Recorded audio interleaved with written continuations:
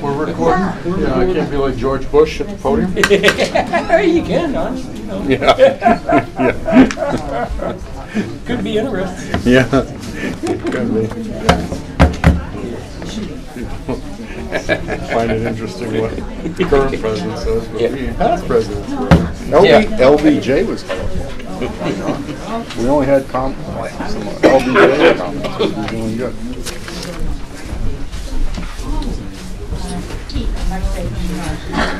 You want to pass these around?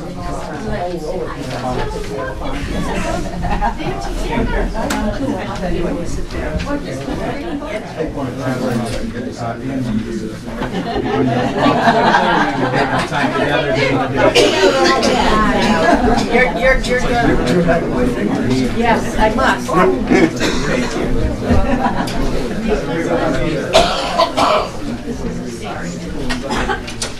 Two more.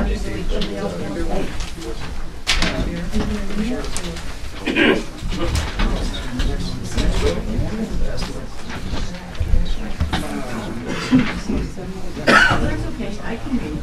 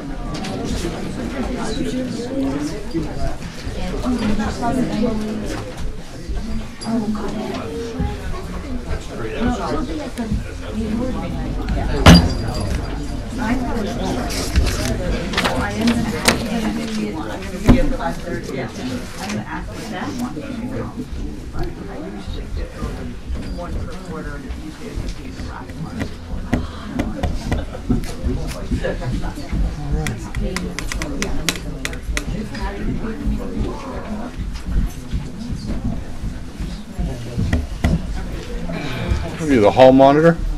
Oh. You and Happy. Hi, how are you?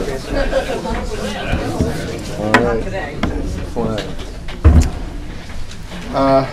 Good evening. My name is Chris Jacobs. I'm for those that don't know, the town moderator. This is 2018 edition. 19. That's because I'm still working on my last year's annual report fiscal budget for my other job, so burned in the retina. 2019 Candidates Night. Won't be the only one this year, right? If you'd all stand and rise and join me for a pledge of allegiance. I pledge allegiance to the flag of the United States of America and to the republic for which it stands, one nation, under God, indivisible, with liberty and justice for all. All right, good evening. This evening I'm going to start candidates roll off with the school board members. Normally I go to the selectmen, but just going to change it up. For moderator, I'm in there again for another one-year term. School district clerk is on the ballot is Tammy Crandall. Tammy is the current town clerk. I was in contact with her by email earlier today. She said she couldn't be here tonight. Mackenzie Campbell. Is Mackenzie in the room? I did not see him. So he's not in the room. Okay, Mackenzie is running for school district treasurer. He is our current school district treasurer. School board members: Melissa Brown, Emily Meehan, and Carter Whitworth Terry. Carter? Yep. Is it? Come on up. Melissa, come on up. And is Emily Meehan here? Emily, come on up. The kind of the loose rules that we use are each candidate gets about a 2-minute opening. I'm now good when I'm running as a write-in. You are. Come right up. Sorry, I wasn't aware of that. You say Al? Alfred Goodwin. Yeah. Goodwin. Okay.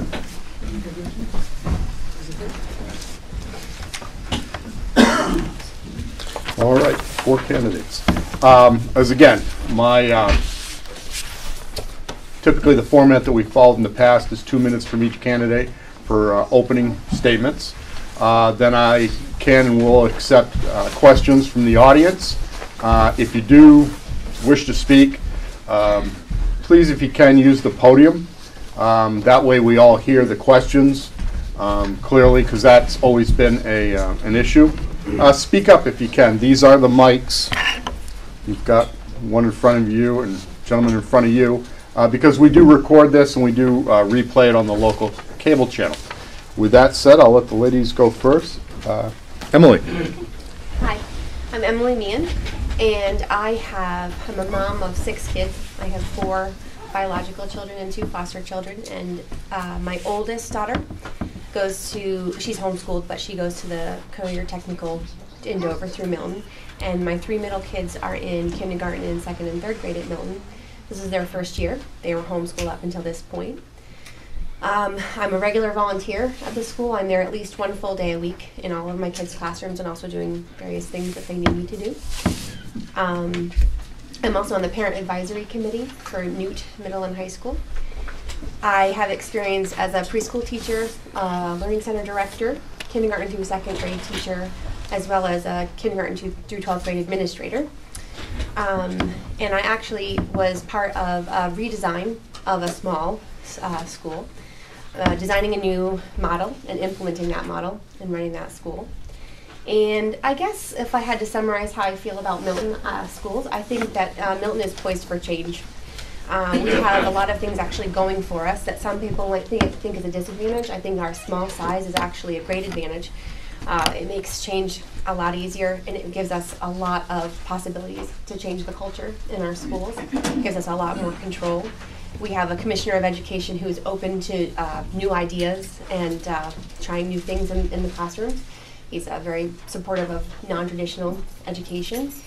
And we have a tight-knit community that cares and likes to get involved. And so I think that we have a great opportunity, and I'd love to be part of that.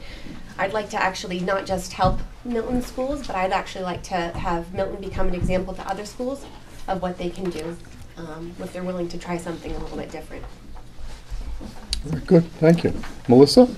My name is Melissa Brown. I've been on the school board. I was elected last year, and prior to that I filled in for Luann. I was appointed for that. My background is I'm an attorney in Massachusetts, working in the juvenile court system with a specialty in special education law. The reason I got involved with the school board is when I did move here, I did not investigate the school system. And I thought, I looked at the grade, the overall grades. I don't necessarily believe in standardized scores. I think they do serve a purpose, but that is not the whole measure of a school system. So I got involved. I have met with many parents, teachers, students. There were some serious issues that I took personally, and I made sure that were brought to the board. One of them being the discipline over at Newt. I believe that we have a great potential in Milton. We haven't seen many changes over the last year and a half, and I think we have some great changes to still be made. And the question comes down to the public.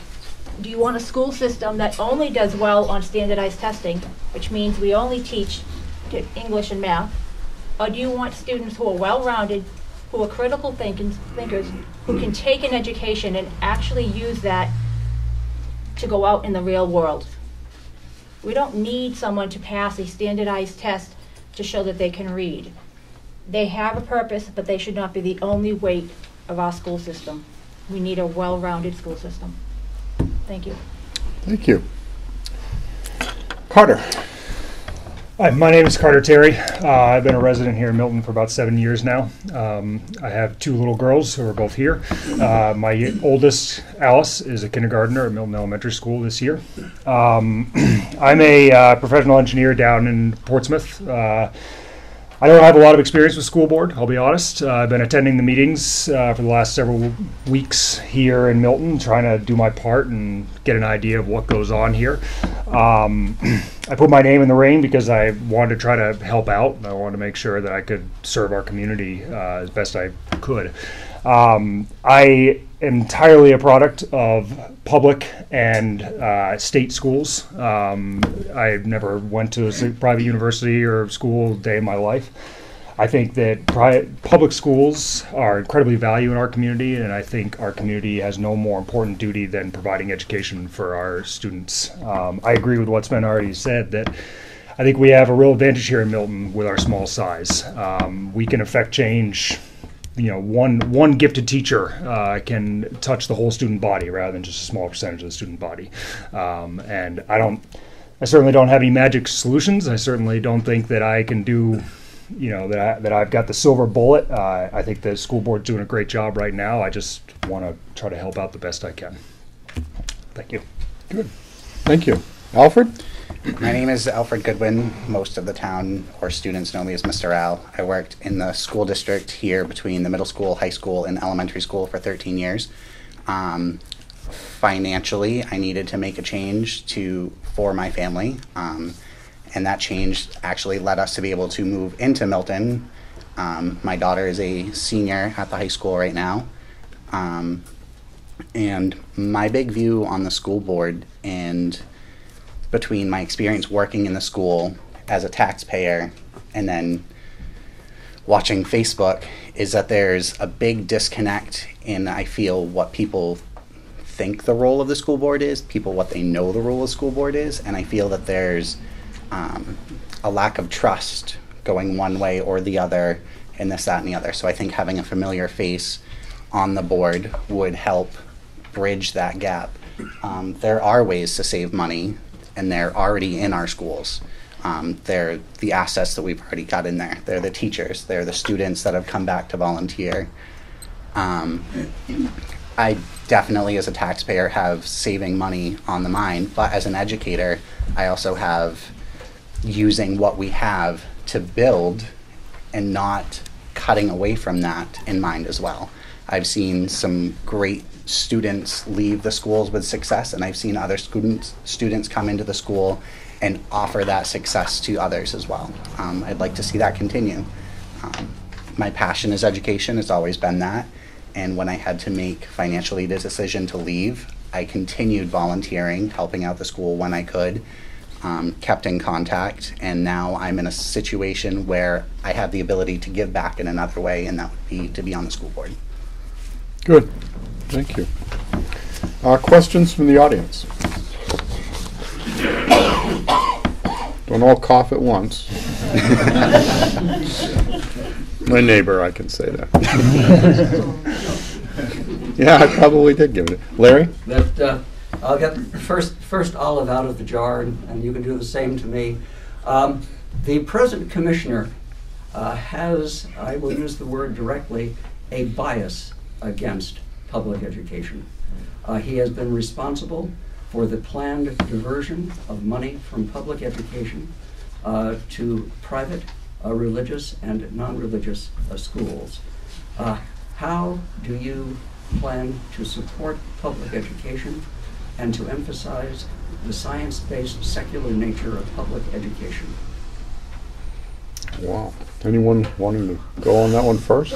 Do you mean like Are you speaking like charter schools or things of that nature? I'm talking, among other things, the planned $69 million diversion from public education trust funds into the exploration of private and religious school funding through diversion of public taxpayer dollars into private schools. On the state level? On the state level. Okay. It has been percolating for some time. You either think it's a good idea or it diminishes public education. That's where I see the... All right. But my position on school board and mentioning the commissioner is that if we want to make changes at Milton Public School, there's an environment now that supports like making less traditional decisions. That doesn't have to be, I don't mean like sending money other places or sending kids to private institutions. I mean making real changes in our classrooms and sometimes how they're designed, or I guess I don't understand what that has to do with my position on the school board. Do you know what I mean? So I think to maybe paraphrase a question, if the Milton School Board was given, let's say, the opportunity with $200,000 grant, and I'm pulling a number out of the air, from the state commissioner to send students elsewhere or to use that money for other education opportunities, how do you think it would be best spent? Would it be best spent in the community, within our school system, or would we open up charter vouchers, send kids to Elizabeth Seton School in Oh, Rochester? no, I for sure or- think it would be best spent in our community. Okay. Did that accurately paraphrase? Okay. I'm just winging it. Sorry. Okay. Melissa? For me personally, I believe that there is a separation of church and state, and any voucher money should not be allowed to send students to a religious-based school. That, going without saying, I have seen charter schools in Massachusetts. Some of them have been phenomenal. Some of them, unfortunately, don't. I believe that being a small community, any funds like that spent in town can improve our education and give our children a well-rounded education. And I remember speaking to actually Nick last year, how he had gone to school outside of Milton and he used to commute. Well, it takes away from, you're on a bus longer, it takes away from activities that you could be doing in Milton. So I don't feel that it necessarily benefits our students to go that route. Carter? I agree. I mean, I think money from the state is best spent here in our community. I'm not a supporter of diverting funds away from public school education into charter schools. I think that we've got a public school system in this country that should get as much support as it possibly should, and that we shouldn't be diverting any money away from that. I'm a full supporter of public education, and I'm not really a supporter of charter schools. So to paint with a broad brush. Alfred? I feel that if we were to divert funds that were offered to us away from the town, that would just be another burden on the taxpayers, when we can just allocate those funds and utilize them to work with what we have, and then that way our students and our faculty can be successful and then become contributors outside of the town. There's no, I believe, invest it in town and then spread it and share it throughout. Other questions? In the audience? I'll recognize this gentleman I would first. caution the board candidates to be cautious on that, because are you saying that you wouldn't support busing kids to Rochester if they needed some high-level college prep courses? Because I remember years ago, there were many courses that were run at New College Prep that were 2 and 3, 4 kids in the class, and if some child has an opportunity to go to Rochester for some college prep and be around a larger group of kids, it might be a good thing. And charter schools, I thought, were a valid, viable thing. So, my opinion. Okay. Anyone want to speak to that? Well, on that topic, when something is not offered at Newt, we do send our students out to other school districts, whether it be Rochester, Farmington, it could be as far as Portsmouth, wherever something can be sought out. If we So, are, good, so that our kids are not denied. Yeah, and even accessing sometimes early college My point is courses. just don't close the door on what Mr. Brown is saying. Leave the door open, keep an open mind, please. No, if I can speak to that, I strongly believe we need to provide an education at the level of all of our students. It doesn't matter what that level is, and it doesn't matter, whether they're a special needs student or whether they're an advanced placement student. We as a district need to provide the education to fit where they're at. And if the best resource for us to do that is to send them out of the district to Rochester or Dover or other places like that, then that's absolutely what we should do. My point was more that I don't want to be funneling money away from our district or other public school districts, for that matter, into charter schools. That's what I was getting at. Yeah, and I'd agree with that. And if I could just add, I think that's sort of my point in wanting to stay within Milton and wanting to try to do, charter schools. People go to charter schools for a reason, And I would like to see us implementing some of the things that those schools do, rather than having to make it where our kids have to go somewhere else to get it. For a lot of reasons, for the benefit of all our kids, and also because a lot of times the only people who can go to charter schools are, there's a level of privilege there because they're able to be transported or whatever. And I don't think, I don't want this little special thing reserved for only these people over here. I'd really like to see that for all of our kids in Milton, regardless. And so definitely I would want the money to stay in Milton so that we could do that. But I like the idea of flexibility to do and try different things, and things we've seen succeed other places. Alfred, did you Yeah, want to weigh in? that would be a prime example of what I meant by investing in our community, sending them out, get those experiences, and bring them back. There are a couple of programs that are currently in the school that came from students that went to other schools, experienced those things, and brought them back and offered them, and they grew programs within the school to offer more. So that's, like I said, a prime example of using those funds, invest it in the community, for our students, for our educators, go out, get the knowledge, bring it back and share it. Okay. Lynette, did you have a question? Yeah. I guess I'm the only one that's going to go up here. So if I cough, I'm sorry. Sorry.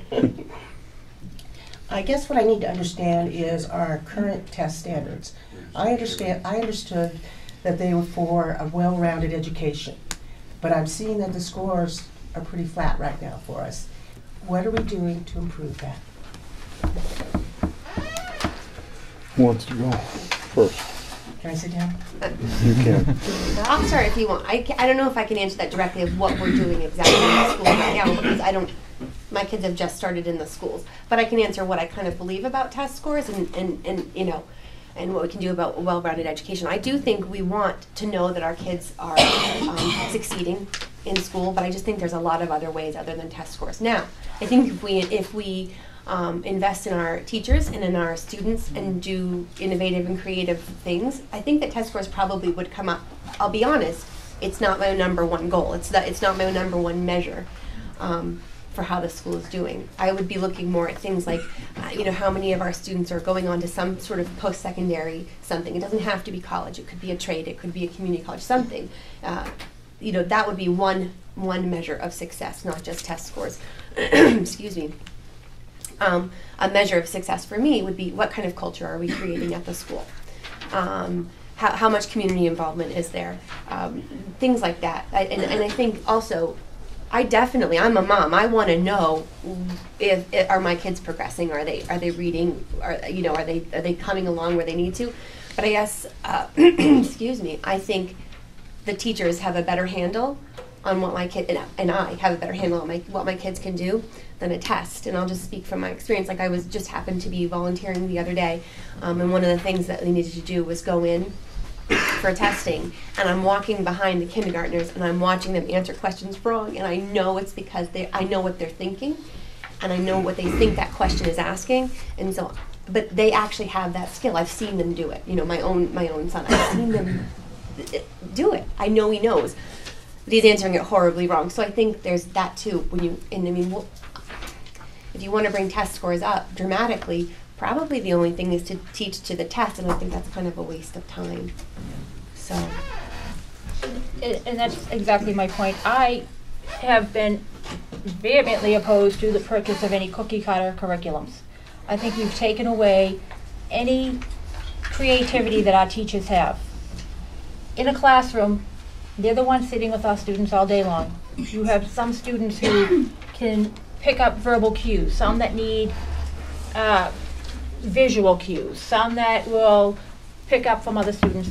If you give a teacher a cookie cutter curriculum and say, this is all you're going to teach, how can they flourish? How can they take pride in what they're doing? And how can they communicate to each individual student?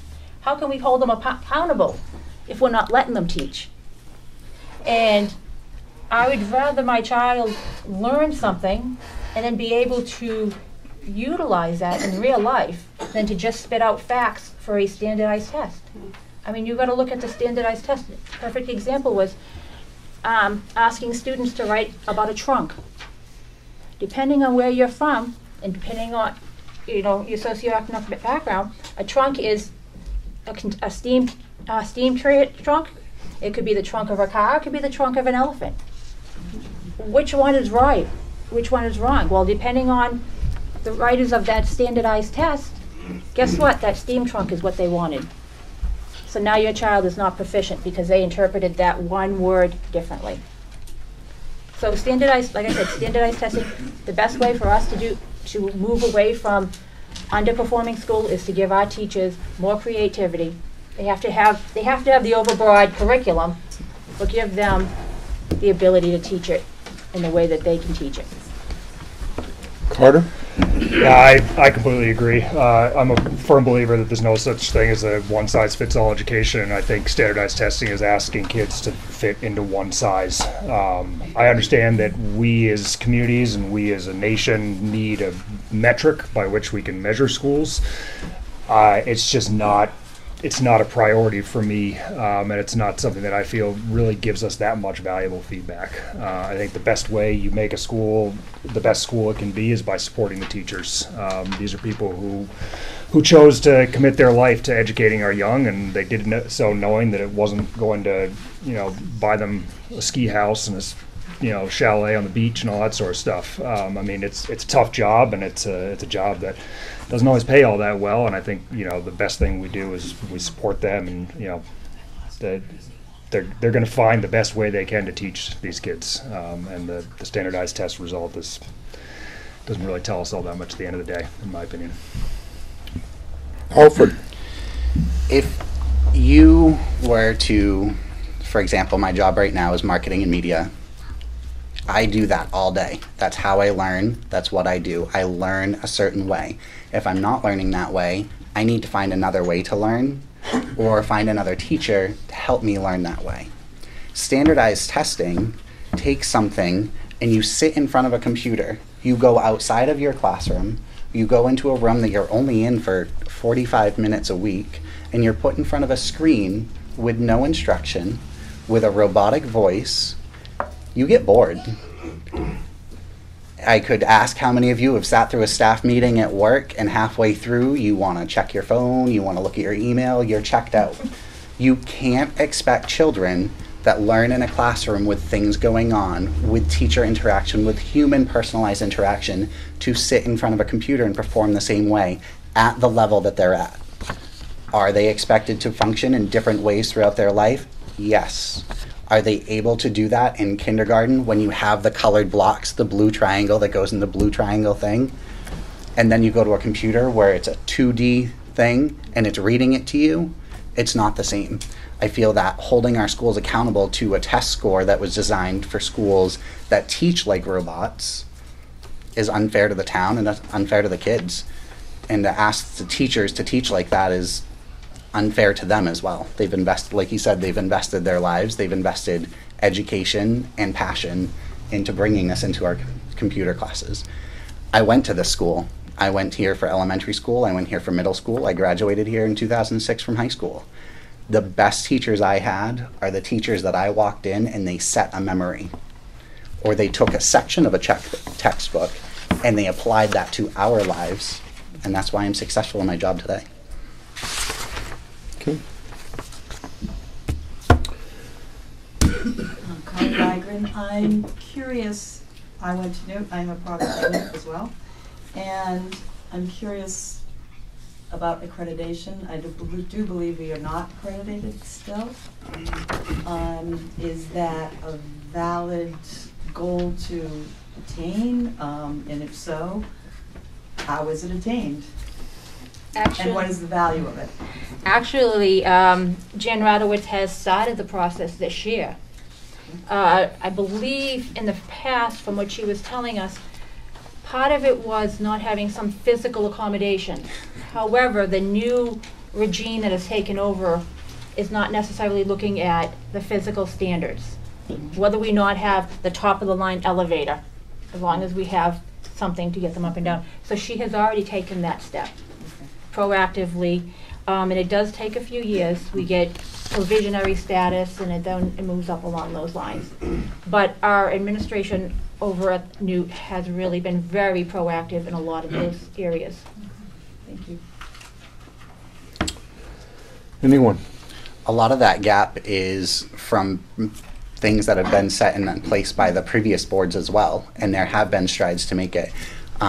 Like she mentioned, a lot of it was physical. I graduated in 2006. In 2005, the school could have been accredited, but what was referred to as Wicked Old Newt, the original part, unfortunately referred to that way, the elevator that went from outside the nurse's office to that 3 steps up next, because it wasn't completely enclosed, that stopped us.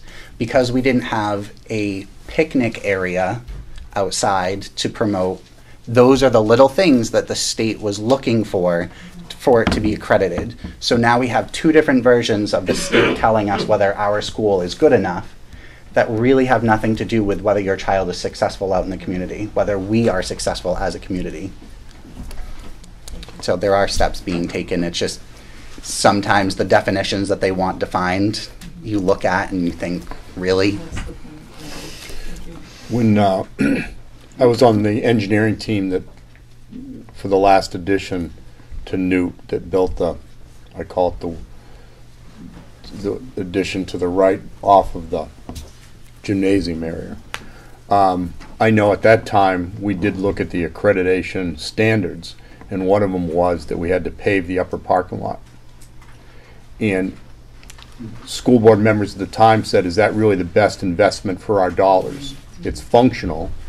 You know, Chris, if you find us an extra $50,000 in the budget, okay, we'll pave it. But it was things like number of handicap spaces and their proximity to the building. Lighting of the parking lot would have also been required. And so there were physical attributes that kept But educationally and educationally, right. It was.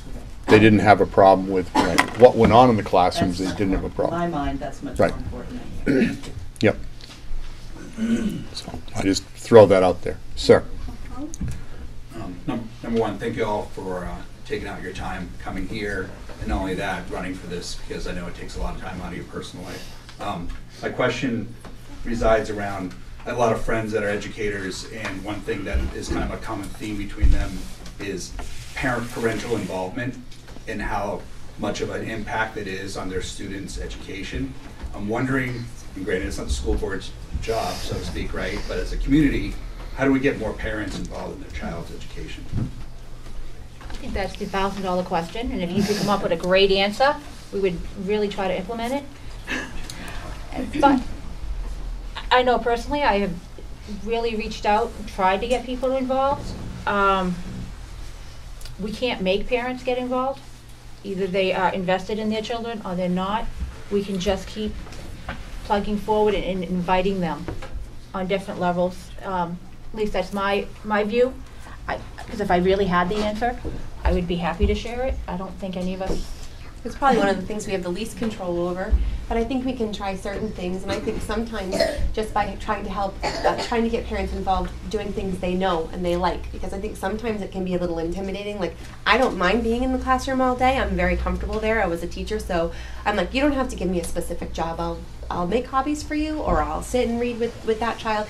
And other parents maybe don't feel that comfortable, but if they had a special specific knowledge or certain talent, and you could bring parents in that way, and enhance learning for everybody and involve the parents and give them a specific thing to do, I think that would help. Carter?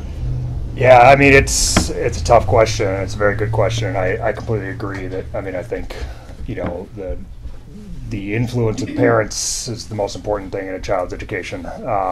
And, you know, I mean, I certainly think that, you know, pride in education and pride in the school and pride in the community, which, you know, is a powerful thing to get people involved, but how you foster that even more than what already exists, I'm not really sure. I wish I had an answer for it. But yeah, beyond, like Melissa said, continuing to, you know, invite as many people as we can and hope that more show up. I mean, you know, you can't force people, unfortunately, or fortunately, I guess. But. Alfred? I think it's unfair to say that parents are either supportive or not supportive. for my personal experience, I grew up, my stepfather worked 2 jobs. My mom babysat kids after school. She did that to be able to be involved in the school. Nowadays, it's a lot harder to have one parent at home, one parent have the same schedule as the student to be able to go into the school.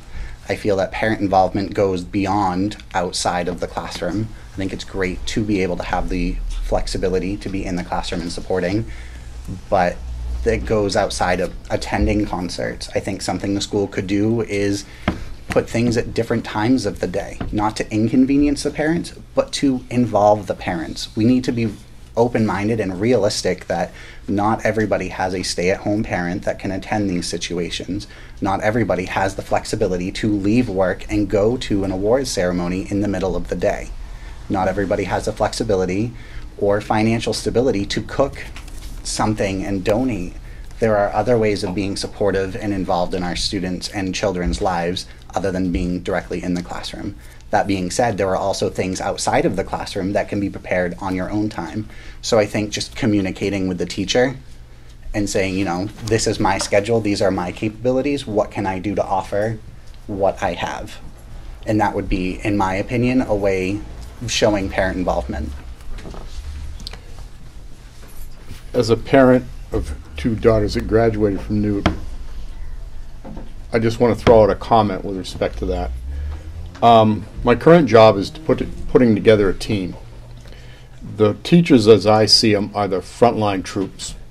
They have to know that every parent of the students that are in their rooms are behind them 100%.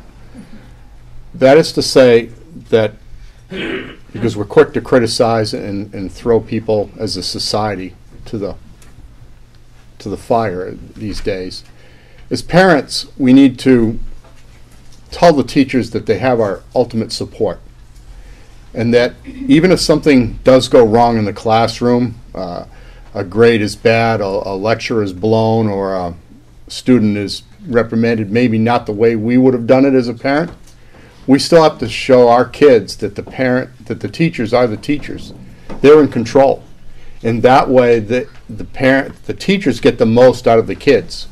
I know many a time it was, because we had a special ed child, that we would spend time communicating with the teachers, if you will, through email or notes, and express our concerns, but we never did it through the child.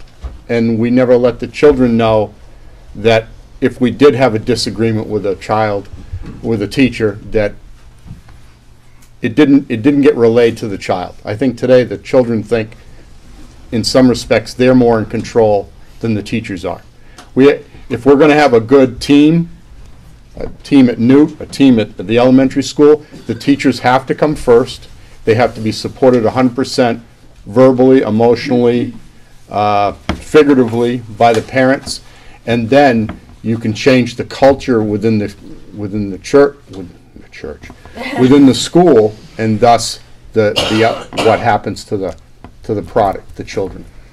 And we can only do it as one team. If parents, and I'm not saying that there are parents that battle with the teachers, but if you let the children see that you have differences of opinion with the teachers, it degrades what goes on in the classroom. It can't and shouldn't be done publicly. And you can probably tell from what my comments, I don't follow Facebook for that, because it blows with the wind. As Betty White said, what, much to do about nothing, or the biggest waste of time. So she was right. Ms. Long. My name is Janice Long. I graduated from Newt High School. My children went to all through the whole system. My grandchildren as well. One weakness that I saw at every step along the way was guidance. Some students got guidance, and I found that as a parent, you had to kind of step into that guidance slot because they weren't providing what was needed. And that was a weakness I saw. Guidance as in like guidance counselors? Guidance counselors and alternatives to just say, oh, well, I can't afford to go to school. Wait. So helping kids maybe plan for the future, is that kind of what you mean? Well, that kind of thing, or encouraging kids to apply for grants, none of that was Right. happening for some time. And I'd like to see it improve. Lynette, question? It's sort of a question. When I was going to ask a similar question, Sean, and and that question is that there are programs, because I investigated this out there, that I'm hoping you guys will search on and everything, where parents and teachers get involved and promote a group on how to handle kids, how to talk with them, how to teach them respect for their elders, and, well, not elders, teachers, I hate elders, and all those types of things, and promote a lot of learning for success. And I think those are some of the things we ought to look for. I'm hoping that's what, do you guys bring something on that level? I can speak from my experience. I can't speak as of right now because, like I said, I'm not in the building at the moment. Otherwise, I wouldn't be able to run for the board. But I can say that time constraints is rough. I have seen, and I'm going to kind of merge the two together with guidance and the follow through. We have some phenomenal educators, and I say educators because it's not just the teachers, it's the administration, it's the maintenance staff, it's the paraeducators, it's the secretaries in the office. They all have an impact on that. And one of the biggest steps that I saw in my time there was communicating, this is the behavior that we have, this is how we addressed it, this is the verbiage that we used. And there was a huge drastic change in the student's behavior when that was communicated home, and then home was communicated back. That being said, as a parent, I'll speak personally at this point, I have one child in the school system. That's one child that I am concerned about that I need to communicate to the teacher. They have 15, 20, depending on the class size, depending on the grade. So I think coming up with an effective way to consistently communicate would be the challenge, but it does happen, and it also weighs on the mind. But I agree, there are things that we can do together, and when we do them together, it becomes successful, and it changes the climate. I think what I actually meant was there are different things put on by the universities that they'll come out and serve as models for both the school and the parents to learn from. That's so that fantastic. They can work together in promoting these types of programs. Yeah, that's fantastic, and that would be a great thing to offer. Mm-hmm. But my question would be, do we take a professional development day? Do we take a weekend day? There's that conflict of scheduling again. So I think it's phenomenal. I think it's something that, whether I make it on the board or whoever is on the board, should definitely look into doing, because that would benefit everybody as a whole. And I want to clarify real quick, guidance. I want to go back to that, because from my experience, the 3 different schools have 3 different levels of guidance. In an elementary school, we have pre-K through 5. They're not going to need to know how to write for a college loan. They're not going to need to apply that. So I think when we use the term guidance, I think we need to separate and kind of be in the mind frame of the individual school. So in elementary school, guidance may be more social groups, behavior, emotional support, everyday life skills, walking through the hallway, being socially present that way. Middle school, I will say that 5th grade also attends Nature's Classroom. So those teachers and the guidance counselor work on there, because there are scholarships to go to Nature's Classroom. So they get an introduction of that there. Middle school guidance is middle school. It's going to be a lot more emotional. It's going to be hygiene. It's going to be, and then there's the high school. So we are a small school, but we have a big community, I guess would be the way to say that, where our children, our students have individual needs. So a lot of that they need to take on themselves, but go to the guidance, know they have the resources. All right. Any final questions? Can I Not seeing it. I'll just give, everybody gets 2 minutes for final We had a comments. question out back. Oh, sorry. Didn't see that. Russell Neal. I think, our job as a community is to provide the best possible education for our kids that we can afford. Okay, so my question is, what is that, right? So if you have a $100,000 house, how much do we currently spend in taxes on a $100,000 house to send all our kids to school, and what do you think that should be? Right? There's got to be a limit. So what is that limit? What is the dollar limit? The dollar, yeah, $100,000 house, right? Times the mill rate is what we're spending now. How much is that? Right? That's a question. How much is that? And then what do you think that number should be? So, Are you asking No. asking what the educational, So- the educational piece is worth? Like what I limit think- of education? Let me paraphrase what Russell said. And Russell, please, if I miss it, strike me, or call me out. If the mill rate, if the tax rate, let's say it's $17 or $18 per thousand for house value, and that equates to what, on 100,000, that's what, 1,800 Yeah. for that one particular going to the school system.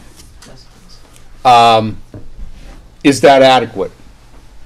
I didn't ask, and I know the school puts it out. Is it like 9,000 a year now, or 10,000 a year per student? You know, when you take the total budget divided by the total population, is that what our budget is? What is the adequate number? Is there an adequate number? Is that correct? I want to know, what we're spending now, if you know. If you don't, just say so, right? And what do you think we should be spending? I use 100,000 because it's kind of easy math, but and that's a middle of the road, average working person making, $35,000, $40,000, $45,000 a year. That's the kind of house they can afford. How much should they be spending to educate our kids? How far do we go before we put them in the poorhouse? Yeah. And I know personally with my house and what I put towards the school based off of the taxes, I can say that I feel that it is above where it could be. But that being said, we need to look at, that's not going to specifically to the child. The school doesn't walk in and get an allowance of this much is what you have access to. There's the buildings, there's all this other stuff that goes into the budget, which is unfortunate that we can't separate it and look at it that way. There are ways to save money within the budget that there is right now. Melissa? my question is,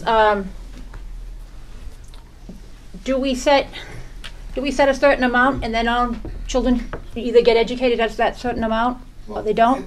And Where Because does it stop, though? As a Okay, community, you tell me. we have a tax base, Yep, right, and that can generate just so much money.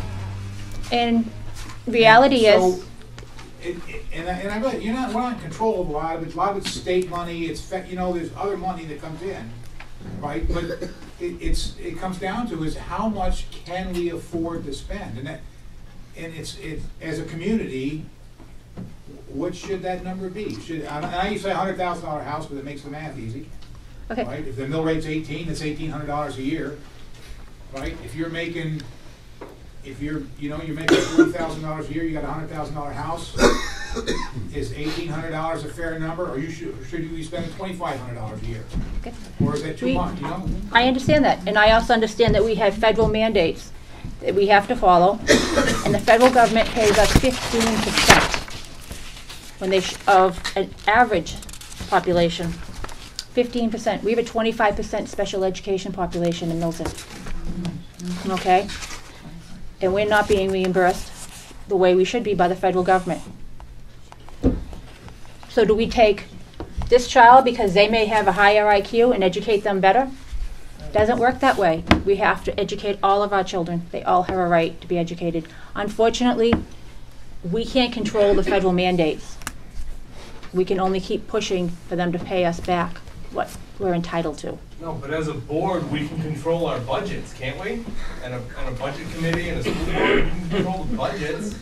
Yes, and we do try to control those budgets. And the best way to control those budgets is to be able to educate some of our special ed students in district. Because to send one child out of district, a minimum cost is $40,000 a year. it can go up to over $200,000 a year for one student. So our best way to control our budget is to educate in district. I think another way to control our budget would be to take an entire whole of the assets we have within the school. Personally, I went with 6 other educators to 1 professional development conference. As an educator, I thought that was great. I have 5 other peers I can bounce stuff off. As a taxpayer, I think that's ridiculous. Send 2, bring the knowledge back. Yeah. I think we need to have some accountability from our board, and so this is that disconnect that I referred to in my opening with there's the board communicates with the superintendent communicates with the administration in the school, and then it kind of goes that way. So I think there needs to be more clarification and communication that way, and more accountability held that way. Why are we sending 7 educators to the same conference when we can send 2 and bring that back and share? Why are we ordering 8 reams of this paper when we have that in a closet that we haven't opened in years? I think we need to go through the school, assess all of our assets, and start fresh from there. I think we could cut our supply budget down immensely. I think we could cut professional development down, not cutting professional development, but the budget for that. Carter, do you have comments you'd like to lead? I mean, I understand the financial pinch of taxes. I really do. You know, I mean, taxes have gone up every year since I moved to Milton, and I get that, and I feel it too. Do I have a number? I definitely don't. And do I know enough to name a number? I definitely do not. I mean, I'd like to learn, but but I can't tell you right now. You know, as I said in my opening statement, I think as a community we have no more important duty than to educate our children. So, but I also, you know, I want to, you know, as a taxpayer, I want to make sure the money is being spent in the best possible way it can be spent. And I think the school board right now is doing a great job, and I have no objections to what they're doing. I don't know enough to have objections. I just, yeah, I don't have a magic number, I guess is the end of my statement. I would say the same. I don't have a magic number. And not having been on the board yet and having actually worked with the budget, I guess I can't answer specifically. But I can say as a taxpayer, I pay more in taxes than my mortgage, and I have no desire to pay more taxes. I also tend to be, I work best with this is what you have, work with this, rather than if you could have anything that you want. You know, I work well with that, and that's what I would hope to try at least initially, is say, okay, this is what it is. We need to at least deal with what we have, and then, you know, once I have and the board has better knowledge of what we have and available to us and what changes we might be able to make, then we can make changes, and hopefully I'd love to see it go down. Okay, I have to kind of call questions unless you don't want to interview Selectman. We've been at this now 50 minutes. This is great, to be honest with you. But it is your meeting. If you overrule me and you want to go on for 3 hours, that's cool. Move on. You want to move on, or you want more questions? Okay. No, it's as I say, when I did the deliberative session, it's your meeting. I just the guinea in the middle, guinea pig. With that, I'll give each candidate 2 minutes summation statements. Ladies first. I'm really excited about the possibility of doing things differently in the Milton schools. And I don't mean to be vague when I say that, but I have lots of ideas. This is something I love. I love sitting around and talking about how we can educate children differently, how we can personalize education. I love all of that, and I don't think it has to be expensive, yes. But I want to hold off on that, because it's definitely something that I want to hear from parents, teachers, students first. What ideas do they have? Because you can't force something on somebody that has no interest, you know. And also, they're the ones doing it every day. They know exactly what's going on. So that would be the first thing that I would do, is start really asking those questions. What do you like? What do you not like? What do you see? What's your vision? What's your passion? What are your gifts? Because there's nothing better than getting people doing what they love to do. So, yeah. I'd like to see us do something really interesting in Milton. Melissa? Some may call me passively aggressive, and I'll tell you I'm actually aggressive. You can ask my fellow board members. If I don't agree with them, I will fight tooth and nail. I don't believe in spending $40,000 on a curriculum program, as for the reasons I pointed out earlier. When I was informed of certain issues by certain teachers, by students, parents who had just called me up to talk to me, I brought it to the attention of our board, and we addressed it effectively. Does it make me popular? Probably not. But changes have to get made. And I'm going to fight for those changes. My children are in the school. I pay taxes on 2 different properties in this town. All of this is important to me. It's very important to me. And I think I've worked very difficultly on some topics with my fellow board members, but have the mutual respect with them to listen. We all listen to each other to hear their ideas, because I may have an idea, and maybe when after I see their perspective, I can change that. And that's what it's all about, is being able to listen to other people. I have the ability to work with other school districts throughout when I practice special education law and see what works and what doesn't work. And being a shiny little school doesn't necessarily make it a great school. It has to do with our personnel. Plain and simple. If we don't have the right teachers, we don't have the right secretaries, we don't have the right administration, we fail. It doesn't matter if we have the shiny building or the fancy new computers. Okay. Carter? Like I said, I think, you know, education is incredibly valuable. It's the silver bullet that gives our kids the power they need to do whatever they want, and whether that, you know, whatever path that leads them on. I believe strongly in community service, and I decided to put my name in for school board because I wanted to serve my community, and because I wanted to try to make a difference in whatever way I could. My belief is that there's no better way to strengthen a school than by supporting the teachers. You know, and I think we have challenges here given our small size. You know, buildings are expensive, and they don't scale well down. That actually is my area of expertise. That's one of the few things I can speak on with any authority. But I also think that our small size gives us tremendous opportunity. You know, a little bit of money here in this district can affect the whole student body, you know, instead of just 2% of the student body. And I just want to do what I can to help out with that in this community. Alfred? Writing as a write-in, running as a write-in, so it's going to be not a name to check off, but you're going to have to actually write Alfred Goodwin on there if you'd like to see me on the board. I believe that change comes within. I think we need to empower our educators by empowering our students, by empowering our parents to work together. I think we need to use the resources that we have in order to cut down some of the spending and be aware of that. Really, it just comes from being able to work together and openly communicate, and not wanting to place blame, but rather listen to learn rather than listening to respond. We need to be open to that and work together. All right, thank you.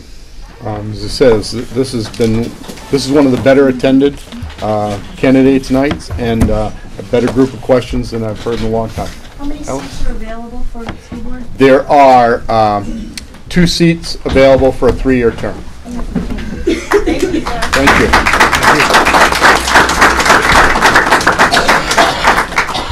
Okay, moving on to the Board of Selectmen race. There's 5 candidates. It's 1 position for 3 years. Andrew Rawson is a candidate. Adam Sertivant is a candidate. Adam, why don't you come on up and have a seat? Billy Walden. Is Billy here? Yeah, come on up.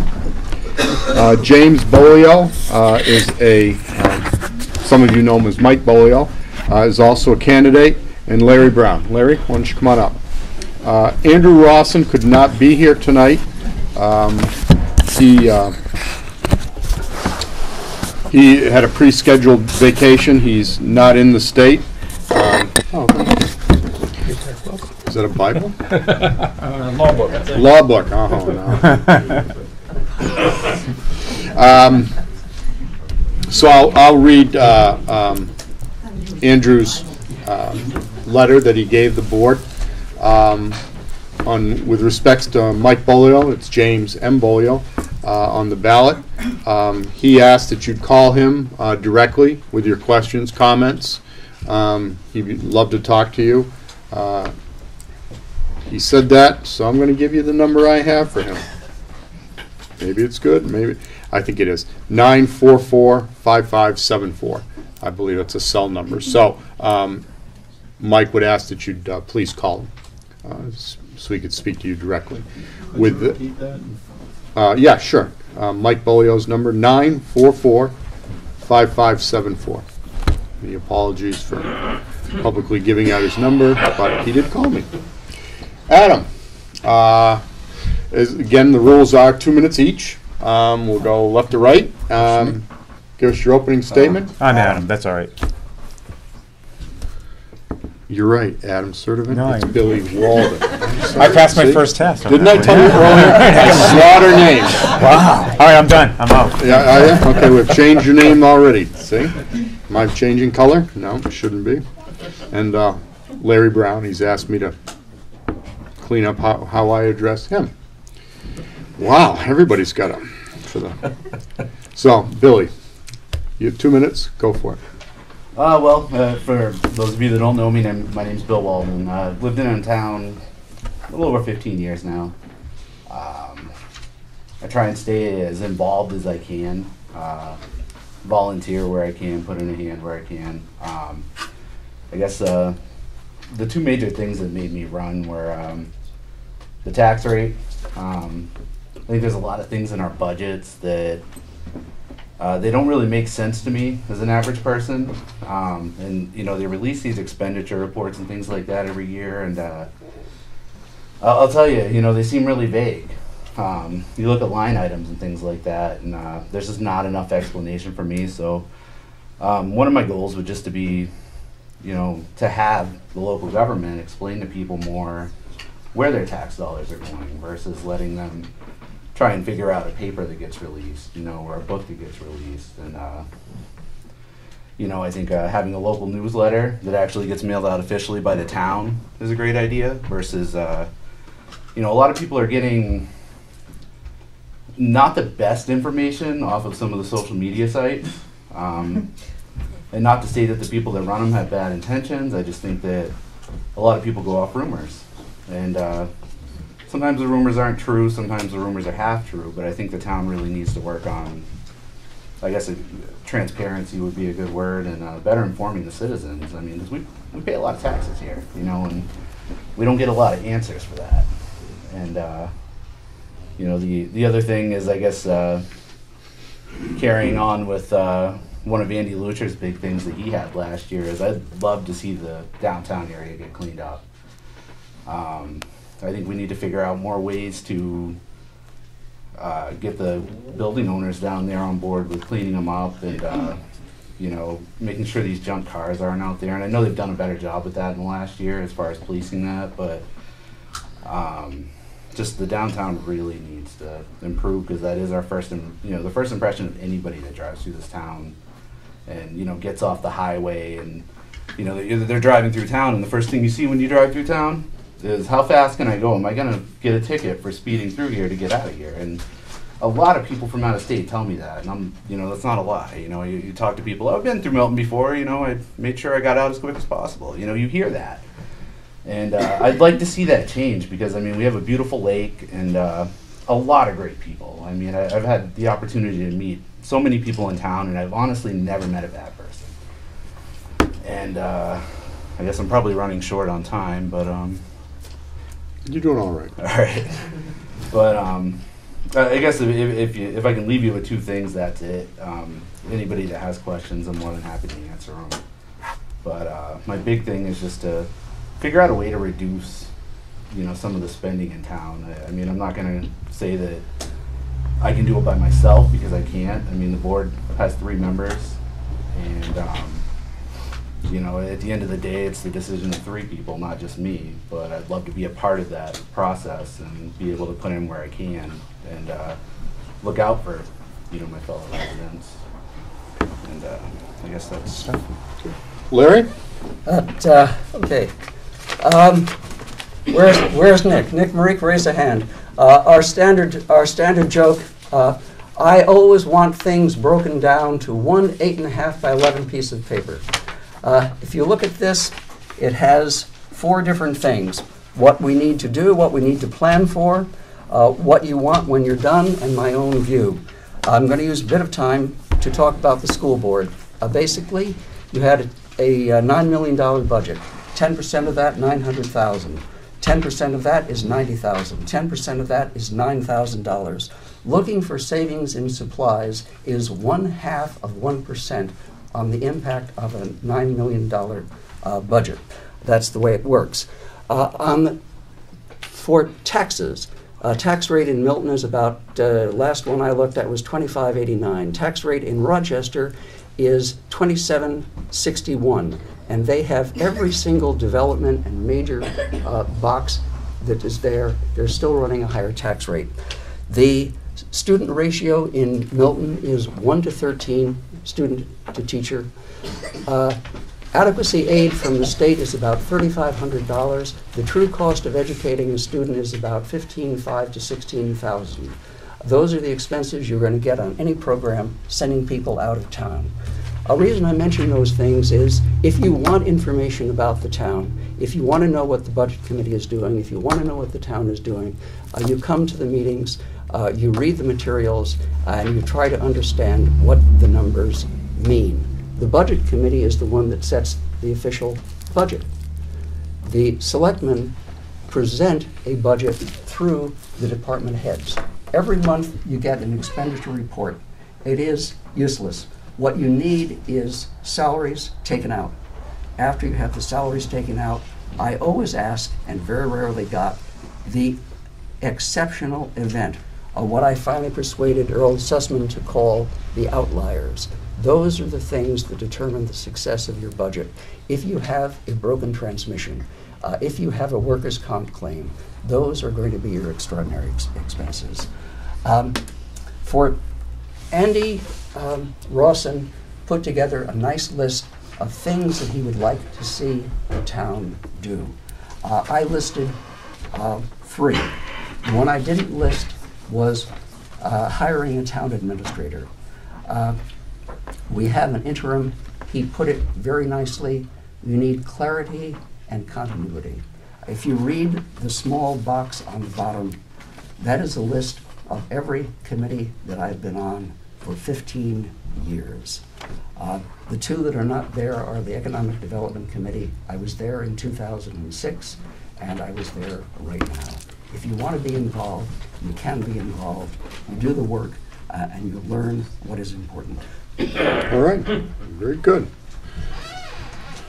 You have the floor. All right, great. Well, thank you. Well, I don't have a handout, and that would list all my economic committees that I've been on, which would be none. So I'm probably the newest person in the room in town. I've lived here for about a year. I reiterate your sentiment. I drive in, I come into Milton for the first time. Great people. First thing, I stop and get a coffee because I need caffeine, because we all do it. Well, I do anyways, admittedly. Great people, but the downtown district, it's a great area. Beautiful. Three Ponds is beautiful, some great areas, but I would love to see the downtown district revitalized. But how do we get there? And I'm more of a big picture. I'm not looking at finite small items. I'm looking at large budgets, tax base. How do we make that better? I see a future for downtown where we can have some grants, work with affordable housing and things like co-ops. There's places in Vermont, there's places in Maine, USDA rural grants, there's different programs available, attracting good economic development. We've already seen the benefits of green energy. We're doing that down at the landfill. We have a mill right here. I mean, there's ways that we could look at development that would benefit both the tax base and the community as a whole. I see a future. I don't see a finite one item. And honestly, I'm hearing a lot of people talk about school budgets and other budgets. I would look at everything from a purpose of what really makes sense. What's the best use of our tax dollars for the students? Is it a larger school system? Is it the smaller? How do we use technology effectively? I looked at the budget numbers and the money being spent on physical resources. People talk about great teachers. Always want to invest in good staff, whether it's the admin person, whether it's the town administrator, or whether it's the bus driver. We need good people. But we also need to augment that with good technology. I hate paper, I'll admit it. I do as much electronically as possible. But the thing is that we don't need necessarily to micromanage certain things if we can use technology effectively, but it shouldn't take place of this. Relationships with people, I want to get away from the disconnect of social media. I think it's a great way. I think that the idea of a newsletter is great. We have the town budget's out there. It did talk about the mill rate and what's being spent on the school board. Your question in the back row made me look at it, so I learned that as you were speaking to that. I'd say, honestly, my background is I'm a partner in a small insurance agency. I work with commercial clients all the time. I'm on a board of directors for a credit union. I was the president of a board that brought a large indoor sporting facility together, and I've served on a couple other nonprofits. I've never been in town government. I love this town. It's my home now, and I really see a future where we could have economic development that would really elevate everybody. I'm going to use a JFK quote, which is, "A rising tide floats all boats." I'd like to see us have the best use of our dollar, make sure that we're open and access to people, that they see that. But again, I think if we can just increase it a little bit and then look at where we're spending our money. There are going to be times that I'm going to probably buck the trend and say, oh, we've always done it that way. Well, it doesn't mean that it's going to be the best solution. There's going to be times that I'm going to suggest we look at consolidating services, whether it's with another town through fire EMS dispatch, whether it's shared services of those things. And I don't know the history of that. I'll be honest with you, I don't. And I'm going to learn a lot from other folks in the committees. I'm going to learn a lot from staff and a lot from the community members. But I'm not going to look at things the same old way. And I think I have to be accountable and be able to look at people and say, yeah, we're using your dollars effectively, and we're going to make sure you're getting your value. And if we can find a better way to do it, let's try something different. Thank you. Thank you. At this time, I'll read the letter from Andrew Rawson, and then I'll open it up to questions from you residents. To our Milton residents, for those of you who are not familiar with me, my name is Andrew Rawson, and I am running for the open Selectman seat for the next 3 years. Unfortunately, I cannot be here tonight, as I had a previous vacation plan and will be out of the country. I have extensive background in municipal government. I served as a select board member from 2014 through 2017. I ran the following year, but unfortunately lost my bid by approximately 20 votes. Currently, I'm serving the town in other capacities on various boards, such as the ZBA, Parks and Rec Commission as an alternate, the Conservation Commission, and as an acting treasurer for the Milton Water District. I continue to be an active member of our Milton community and volunteer as much as possible. I love being a member of the Milton community at large, and will continue to look for opportunities that will make Milton a great place to raise your family or to enjoy in your retirement. I have lived in the town of Milton for over 20 years. I raised my family here and love the small town values that Milton has to offer. If elected, I have a lot of goals that I would like to work towards to make our Board of Selectmen a more cohesive board that works together for the betterment of the town. I would like to bring more revenue to the town while keeping in mind the types of businesses or opportunities that will enhance our town, not change the general scope of what our beautiful town has to offer. If elected, I will work hard to bring the school and the town together to work towards finding the best economic solution to keep our costs down while making sure that our students get the best educational opportunities for their futures. I will work towards finding a solution for the escalating costs associated with all departments. I see a need to work on some of the existing policies that we govern under, and will look for solutions to get as many of the town-owned properties back on the tax map so that they can contribute to the tax base for the town. In the 4 years that I sat as a selectman, I gained extensive knowledge in how municipal government policy works, giving me a knowledge base to work from. I am excited for the opportunity to get back to the table to continue the work that was started while I was a member of the board. First and foremost, I am also a taxpayer. When governing, we must all look for cost savings opportunities. We all need to work together and continually look for ways to save our tax dollars while moving the town forward in a healthy, fiscally responsible way. I would also like to see more public input in our municipal meetings. As a town, we need to come together to find good economic solutions to the rising costs associated with running a town and running a school department. I work hard at meeting these goals and would like to thank the voters of the community the opportunity to serve them again. Unfortunately, I cannot be at tonight's candidate night, but I am available to answer questions that the residents might have of me. I can be reached by phone at 534-1330. Again, 534-1330.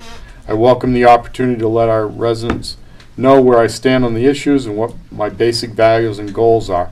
I look forward to seeing everyone on Election Day. Sincerely, Andrew Rawson. I did pass out copies that Andrew provided around the room, so and if I could scan it, and if anyone needs it, send it along to others. Now I'll turn it open to the public at large. Questions? Sir. When is Election Day? March 12th. March 12th. Okay. Yep. Where? Is that the second question? Oh, okay. Why am I being questioned?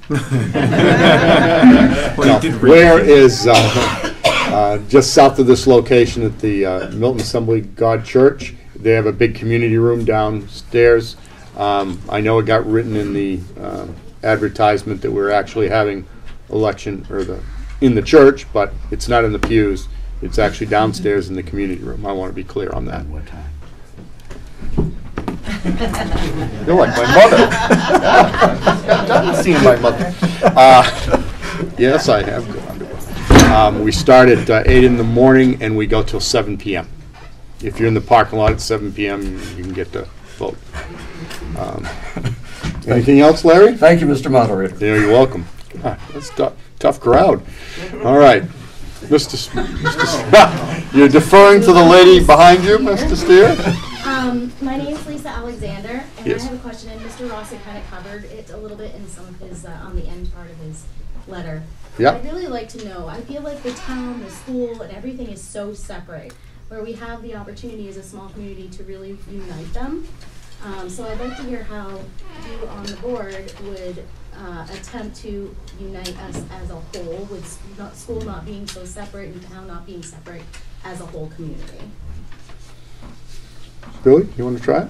Oh, I guess at the end of the day, I mean, they separate it on paper, but it's still our tax dollars as a whole that are going to this. So, I mean, one of the things I look at, I guess, is why can't the public works be plowing the school? I know the school needs a new plow truck, right?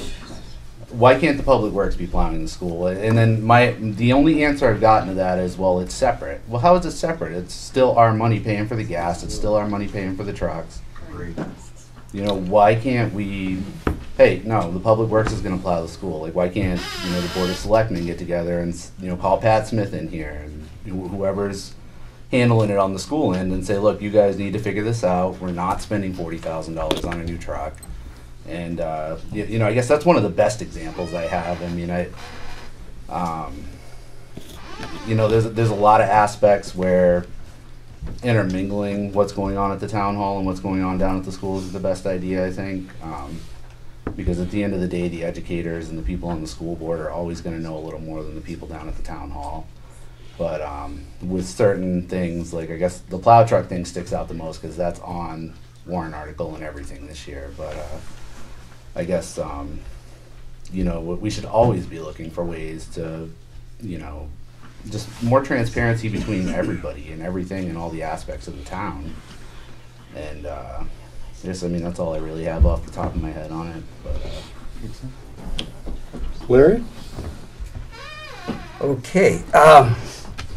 One, the school and the town are separate municipal entities. They have their own budgets, their own tax base, their own expertise in operation and program. That the town operates as the way through, the conduit for the tax bills that go to the school district month by month. About $410,000 per month out of the general taxes collected for the town are part of the taxes collected for the school and are transferred through. That is the limit of the of the mesh of the administration, the fiscal responsibility, and the statutory responsibility to be a town or a school district. They are literally apples and oranges. As regards the plow truck, if you were at the deliberative session, or if you watched the video, you would have seen Bob Adams give a detailed and explicit review of what it means to have a 4 a.m. building and grounds director out there doing the choreography that makes the school open on time. Paul Steer, I think I gave an excellent review of the age of the present truck, the cost of the truck, and I believe the meeting was over, and Paul pointed out that if the school district doesn't buy the truck, then the town buys the truck, and the town has to have an employee dedicated to the particular schedule that the school district needs to operate it for 450 students, building by building, get the school buses in, get the parking lots cleared so that the buses can go back into where the parents are trying to leave their students. It is not an easy situation. But it's not an impossible situation either.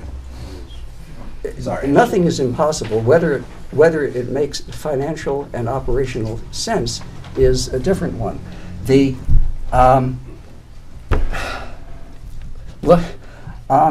If I may, good planning has 4 parts.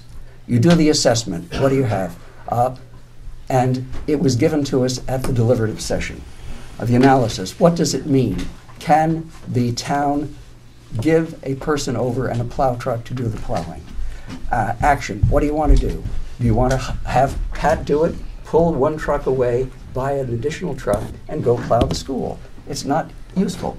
Assessment. What do you have when you're done?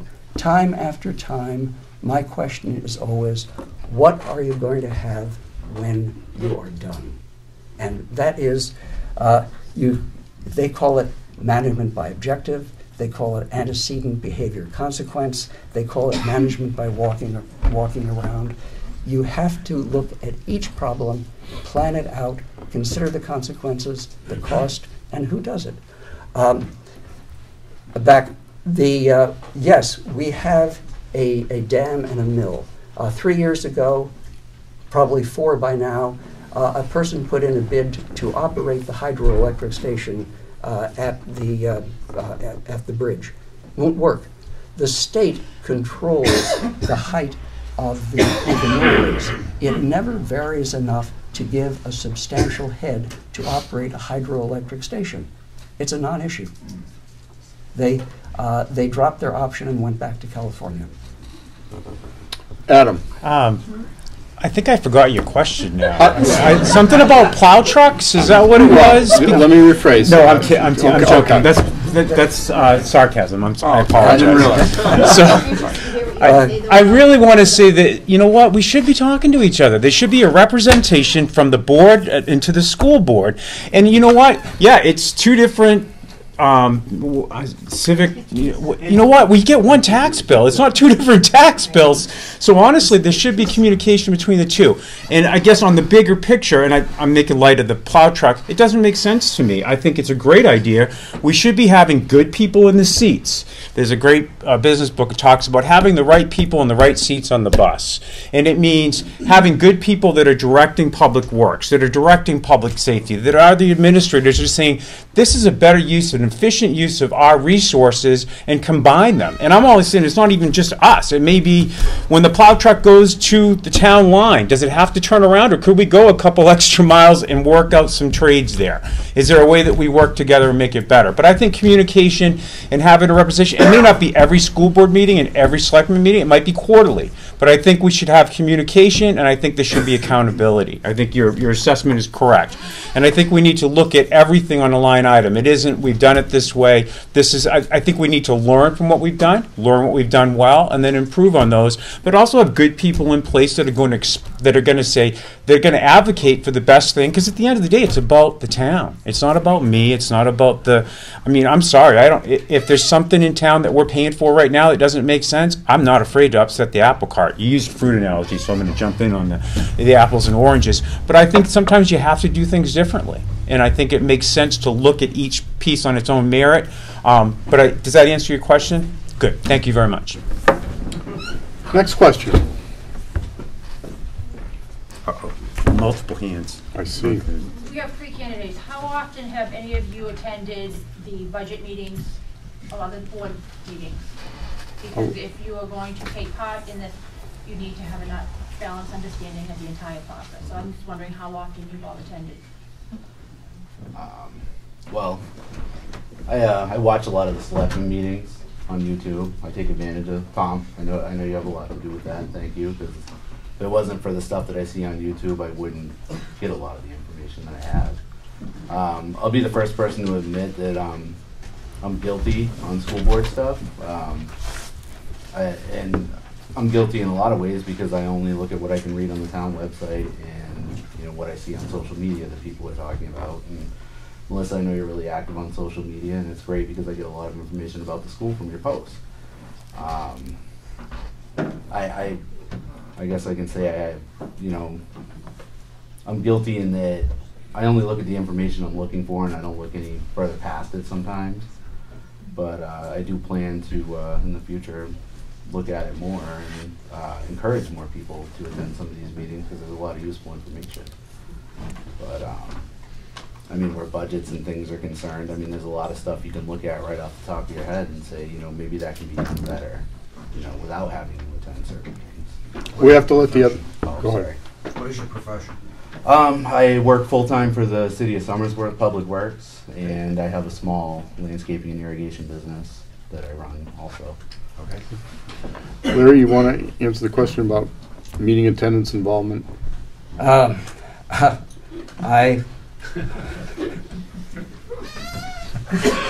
it'd be easier maybe, what haven't you been at?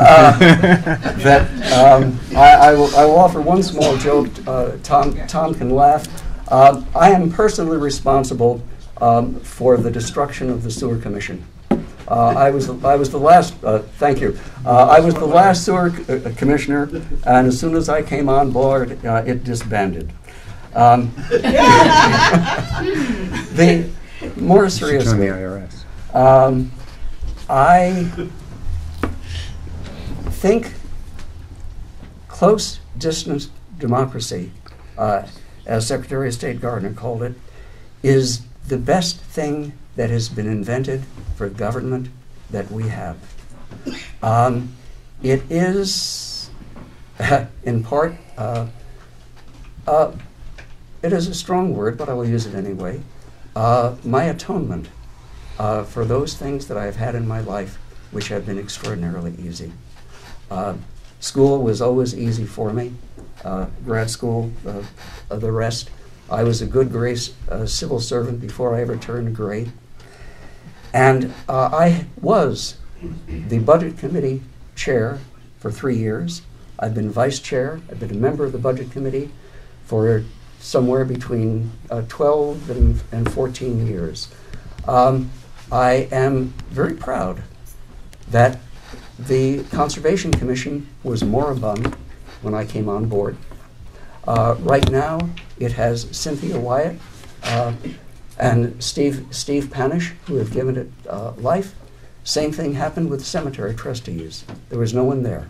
I took over the chairmanship, and now we have John Catwick, we had Gordon Manis, we have a good friend, also an escapee from New York State, Bruce Woodruff, who you should put on as a cemetery trustee.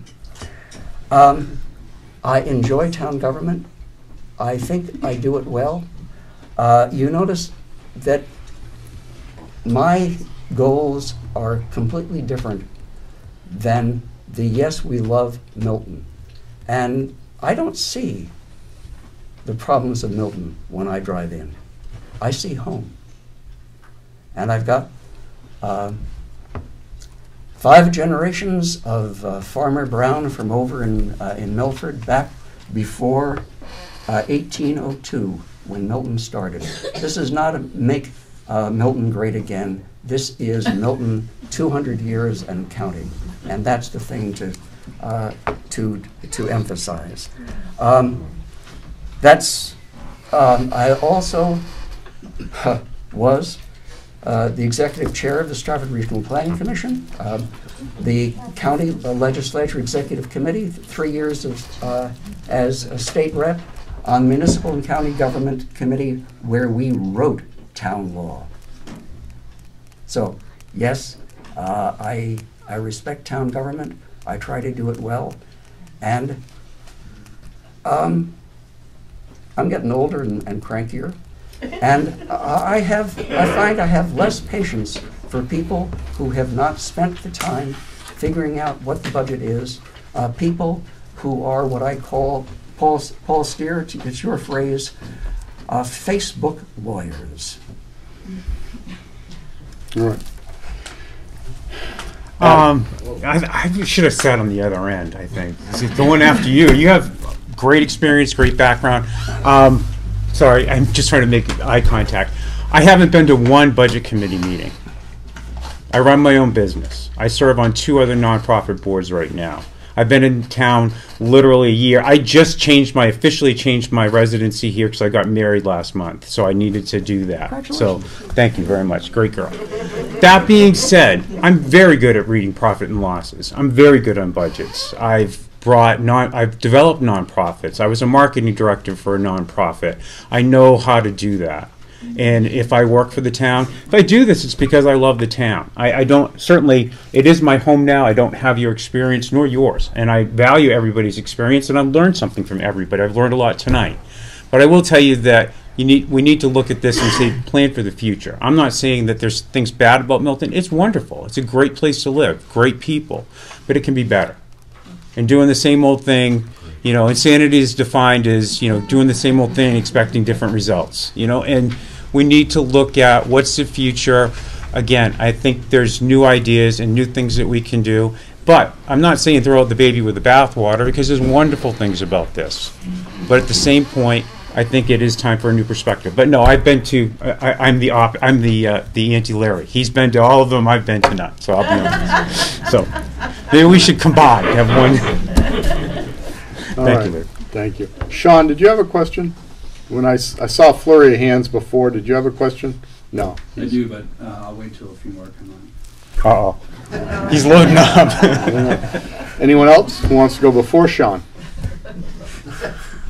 Sir. Richard Burke. I don't know how you look at being on the Board of Selectmen in terms of leadership and oversight. And so I'm curious about that. I know you've not had any prior experience. I know that Larry has had a tremendous amount in this community, and I don't know about Billy. He's been here 15 years. Our property has been here, or we've owned it in the family since 1939. That was in my wife's family, and I met her when I was a young teenager, and I've been coming up here since I was 14, and she since she was 7. After all of those years, we've made a huge investment in Milton because we loved this community, similar to the rest of you that moved here. I've made a huge investment, and I'm concerned about the tax rate because I see it going up at a rate, and that's unsustainable long term. I'm retired. My taxes, as somebody else said, I have no mortgage, but I certainly would pay a lot more taxes than I would pay in a mortgage. It's the only reason I moved here. It's because I had to be able to build this home and not have a mortgage. There are things that are happening in this community that concern me greatly, and whether or not I can continue to remain here. I'm a person who likes to know what's going on below me if I'm in charge. there's a lot of boards, there's a lot of commissions. I don't know if any of you have taken it upon yourselves to bone up on those regulations, not only state, but local. There are site plan reviews, there are planning documents, there's a master plan. I get the impression that a lot of people don't even know what those documents are. I'm still learning. I'm trying to learn them. And I'm very concerned that if you aren't into this, and I know that Larry is, he's fluent on a lot of this. I know that Chris Jacobs is. They've been involved in these things. I'm concerned about having people coming into a leadership position who may not know anything about this. I'm not sure we have time for a learning curve. I think some changes need to be made. We've got some current issues right now. This town has been in a recent legal suit. I don't know how many others, but I know one that they're involved in right now. And it's sad. It's costing this town money. And I think some of this could have been avoided. So I'd like your comments on what you've done to prepare yourself to oversee what's going on in this town. It's nice to talk about changes and all that, but what do you know about it, and how are you going to change things in the future? Thank you. Adam, can you go first? Sure, Mr. Burke, thank you very much. I appreciate it, sir. From a leadership position, I'm a hands-on person, but I think having the right people below you that are going to give you the guidance to make sure that we have direction. I don't know the specifics that you're asking about, but I've run several nonprofits, and I've developed and brought them, and have gotten a lot of success out of that. I think ultimately I'm more of a big picture in that. I'm not going to be doing the day-to-day, but I am going to be making sure, because I'm accountable, because my phone number, my email, my contact information is going to be there. However, that being said, I'm not afraid to roll up my sleeves. I don't think that we should be focusing as a select board on the day-to-day. Would you agree with that? But I do want to make sure that we're accountable and we're communicating on a very regular basis, because at the end of the day, it flows downhill and I'm below you. And as my dad would say, and I'm at the bottom with my mouth open if I'm not prepared. Correct? So that being said, I'm brand new to the town, but I have a lot of experience, and I've run a lot. I run a business, and I don't sit back and watch things happen. I'd be involved, and I'd work hard. Mr. Brown has a ton of experience. I certainly would default to his greater knowledge on some of the specifics. I noticed on his piece of paper he's going to put a new dock in at the town. I'm not looking at that level of detail. It's not a good use of my time. If that's what you want, if you want somebody to drive, to worry about the truck plowing the driveway, that's not me. I'm going to be looking at how do we get, and when I say in the future, I mean when I go downtown, I'd like to see a small co-op, a grocery store with a cafe, maybe some low-income housing above that, with people walking down the sidewalk that are going to actually be visiting some of these small areas. I'd like to see improvements in the rec program. I'd like to see more opportunities for the school. I don't know what the answer is out on the school. That's a big piece of the budget. It's in here. I think to your point, Larry, you said, knowing the details, it's all available. The information is there. But I think it has to be something that we set the standard and we're accountable. I'm using his word as accountable and making sure to do that. But I'm not going to be a day-to-day person. I don't have the time. But I do have the vision, and I do have the understanding of how to make that work. Does that answer your question, Mr. Burke? I understand where you come from. Good.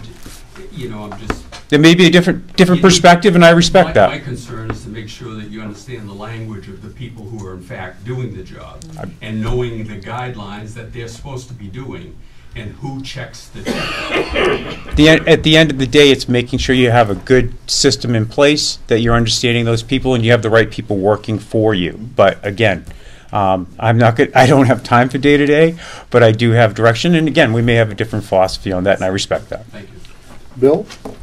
Well, I guess touching on what Adam said, I don't have near the experience that Larry does. I was fortunate enough to get on the Economic Development Committee in the past year, and one of our members actually kind of scaled down to a couple of pages some of the finer points of what our master plan is in town. And I've had a chance to go off of that and go on the website and read up a little more on it. And you know, I guess it's more or less in the last couple of years I've started to get involved. I understand a lot of the language, and I'll tell you, I don't understand all of it, and I'm not even close to understanding all of it, but I am learning, and I've taken it upon myself to learn, or, you know, to try and get up to speed on a lot of this. I mean, it's probably been 3 years now I've been thinking about, you know, running for selectman, and in those 3 years I've been doing everything I can to kind of get off, or, you know, get what I can out of a lot of this stuff. And with what my understanding, I think more than anything is, like, what, as far as what the Board of Selectmen's doing, is it's your job to look out for the taxes going up. You know, if the taxes are going up, we need to figure out why. We need to, you know, look at ways that we can challenge some of these department heads to cut their budgets. You know, throughout the year, before budget season comes around, and they, you know, we get bombarded with this, and we only have a deliberative session to speak up about it. Trust me, I don't want to get taxed out of town either. You know, I love it here, and, you know, the biggest reason I'm running is to try and figure out a way to get some of these tax bills down, and figure out why they're going up so much in the first place. I mean, I don't see the growth in town matching. You know, as far as, since I've lived here, the town hasn't grown so much that I think that the taxes should be this much. I understand that, you know, we have some new buildings in town, and we're paying some interest on, you know, some of these, you know, grants and things that we got for it. But, I mean, I just see what, you know, what the selectmen are doing is looking out for your best interest, everybody in this room's best interest, and the whole town for that matter, and trying to look down the road and, you know, towards legal issues and things like that. Because another thing that I've learned in the last couple of years is a lot of what the selectmen are doing in these private sessions are trying to keep the town from being sued, or trying to figure out why someone's trying to sue the town. I don't really get much better of an answer than that, but because obviously it's sealed stuff, it's private session. But you know, I'm really looking forward, if I am elected, to getting in there and, you know, trying to figure out a way to get our taxes down. I mean, I do understand a lot about planning and zoning, reading plans, and, you know, as far as like building plans for Exit 17, for example, I've seen those, and in previous employment, I've actually helped participate in building those job sites, and, you know, making sure those plans come in and making sure things come in under budget. Like I said, I don't have a lot of experience with municipal, but, you know, like Adam kind of touched on, I do have a lot of experience in budgeting and real world things. So, and I think that can, you know, help a lot. I think I can bring a lot to the table as far as real world stuff, not municipal. You know, because I think a lot of that gets lost, and this is the way it's always been done. And I don't think that we need to do things the way they've always been done anymore. I think we need to start looking for other ideas. And will bring people. You know, it just. I guess that's where I'm at. I mean, I don't know if I answered your question, but seems pretty well. You know, I don't know everything, but I'm learning, and, you know, I hope to make a difference. So, Larry?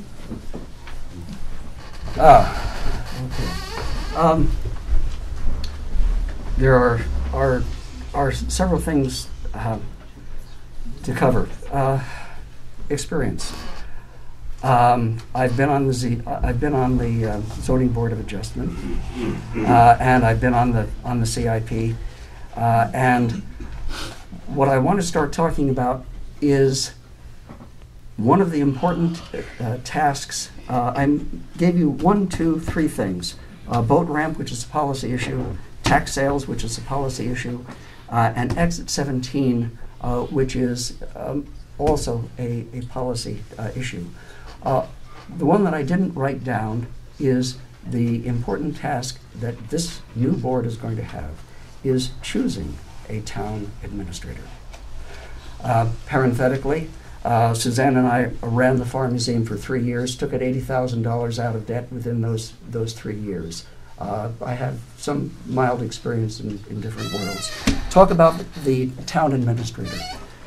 You want to find out the size town that the town administrator worked in previously.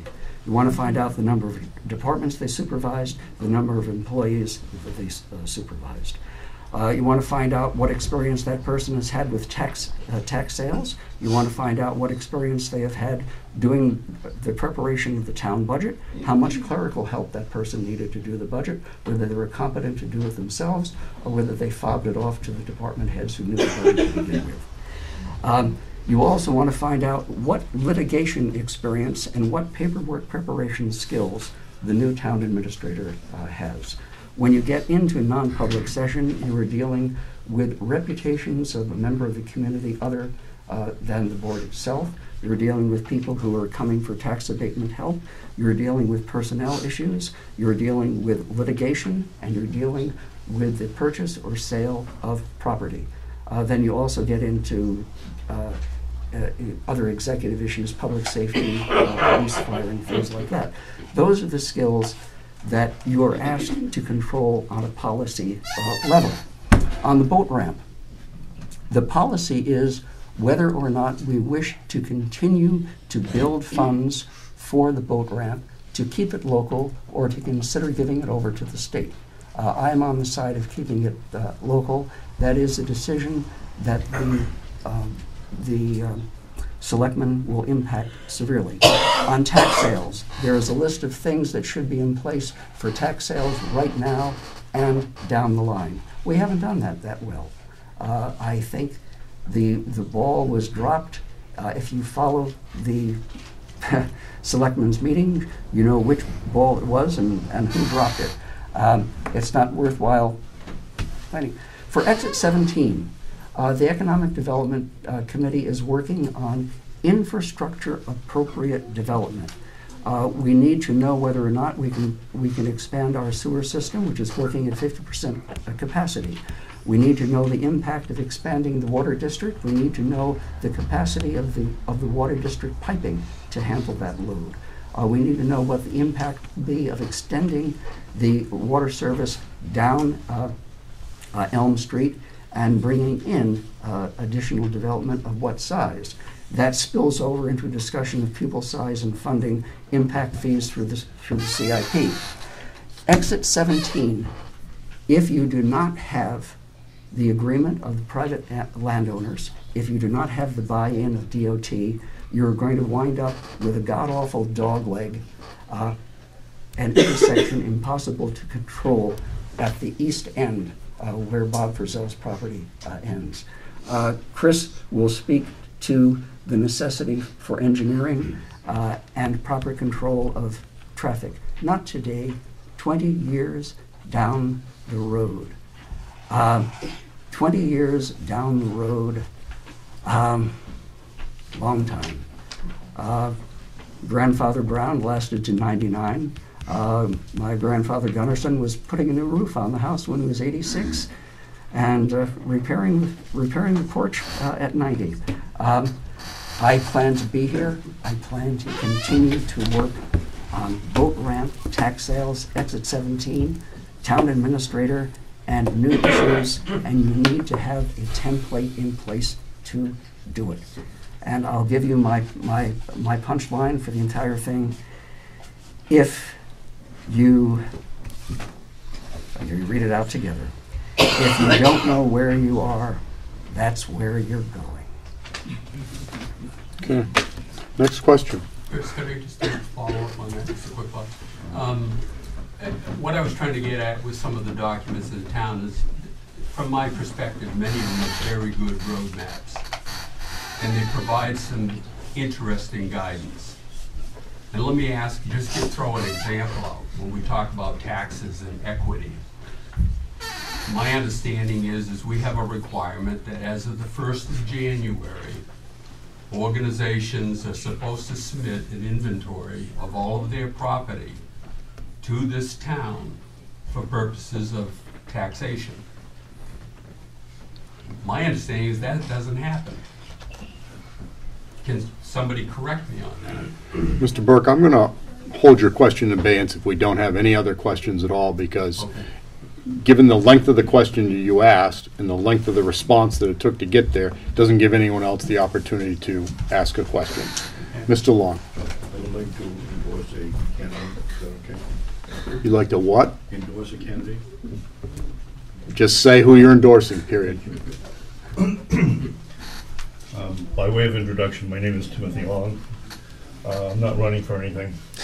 I've served on the school board. Just need to get to who, Tim, you need to just say who you're endorsing. Okay. I'm endorsing Andrew Rawson. Andrew is extremely considerate, always managing to compliment either something you said, accomplished, or something personal. He's conscientious, always attempting to be assistance when the need arises. Whether the role husband, parent, work, member of the town board or committee, he takes his roles very seriously. You might want to remember his role in the defeat of the landfill, the playground by the town beach, become a reality, and his role in working with the selectmen to reduce $500,000 back to the town for the purpose of reducing property taxes. Andrew works very well with town employees. He might disagree with your point of view, but always has the best interest in the town. He feels the best interest for the town of Milton. I feel he'd be a very, very fine selectman. Thank you. Thank you. Next question. Tom?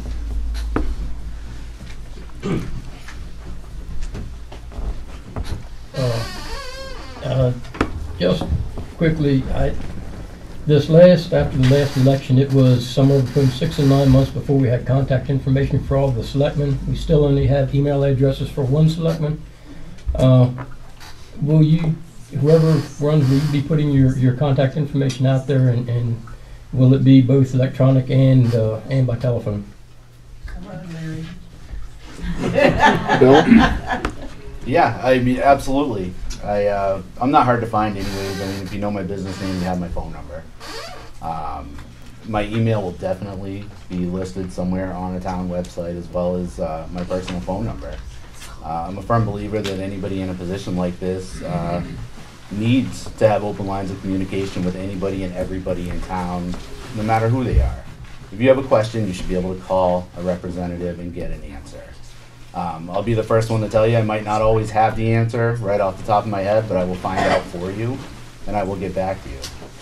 And I mean, that's basically what I have to say on that. I'll always be available. What is your name?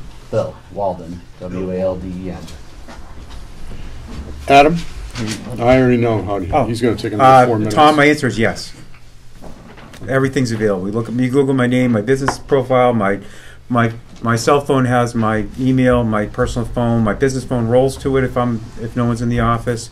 Very accessible, of course. What is your name, sir? Adam Sturdivant. Adam what? Sturdivant?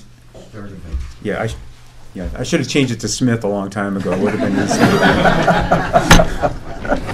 Larry. But yeah, actually it's B-R-O-U-G-H-Y-N-E. The E is silent. Larry Brown. You have my name, you have my address, you have my phone number. One of the discussions the selectman is having is whether or not there should be an official email address for the selectmen. I like visible information. I do not like private conversations that are not trackable to the public. My feeling is if you send an email into the selectmen, that should be a matter of record for who you are and what you want to find out. And I'm also tired of having one more chance to have my credit score improved. Have you gotten those phone calls? Yeah. Okay. But whatever the selectmen can work out, whatever is needful. Susan, does he ever just say no? Yes. To me? All right, next question. Anyone? Sir. I was just wondering, a couple people behind me asked about, was there a limit to all this taxation? And I was a little disappointed, just like the school board, not you. I was a little disappointed that they didn't seem to think there was, or they were confused by the budget, one or the other. So the same question for you. I mean, which of you, or maybe all of you, is going to cut my taxes? Not cut the rate of increase, not everything else on the planet, but who is going to cut the bottom line of my taxes? Can I ask a counter question? I at one time thought I could just shut down the transfer station, send everybody to Rochester, back when I was a selectman, close out the fire department and just go to Rochester, close the ambulance service, we'll just ask Rochester or Frisbee to come up here and contract out with somebody to plow the roads. Don't forget the police. If it meant a huge level of service decrease, is that acceptable?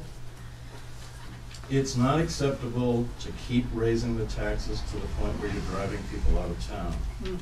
Right. That's happening a lot. It's not acceptable. So something has to go. So which of you will cut my taxes? Okay, question. I'll jump in. Go ahead. Already. Yep. I think we need to look at everything, and I don't think there's anything that's should be done the way it has been in the past necessarily. It may be a consolidation of services. I may be wrong. But you have to look at those things. I think we need to look at efficiencies of scale. We're a very small town. You're looking at dual administration, dual overhead, brick and mortar, whether it's public works or whether it's a school system. No offense to any of those. I'm just saying there isn't anything that you can't look at that doesn't make sense. But we have to look at a return on investment, an ROI, look at it from that list. I also have to look at the experience of other selectmen that have that time, but I'm not afraid to say we need to do things differently, and nor would I say that we have to do it the same way.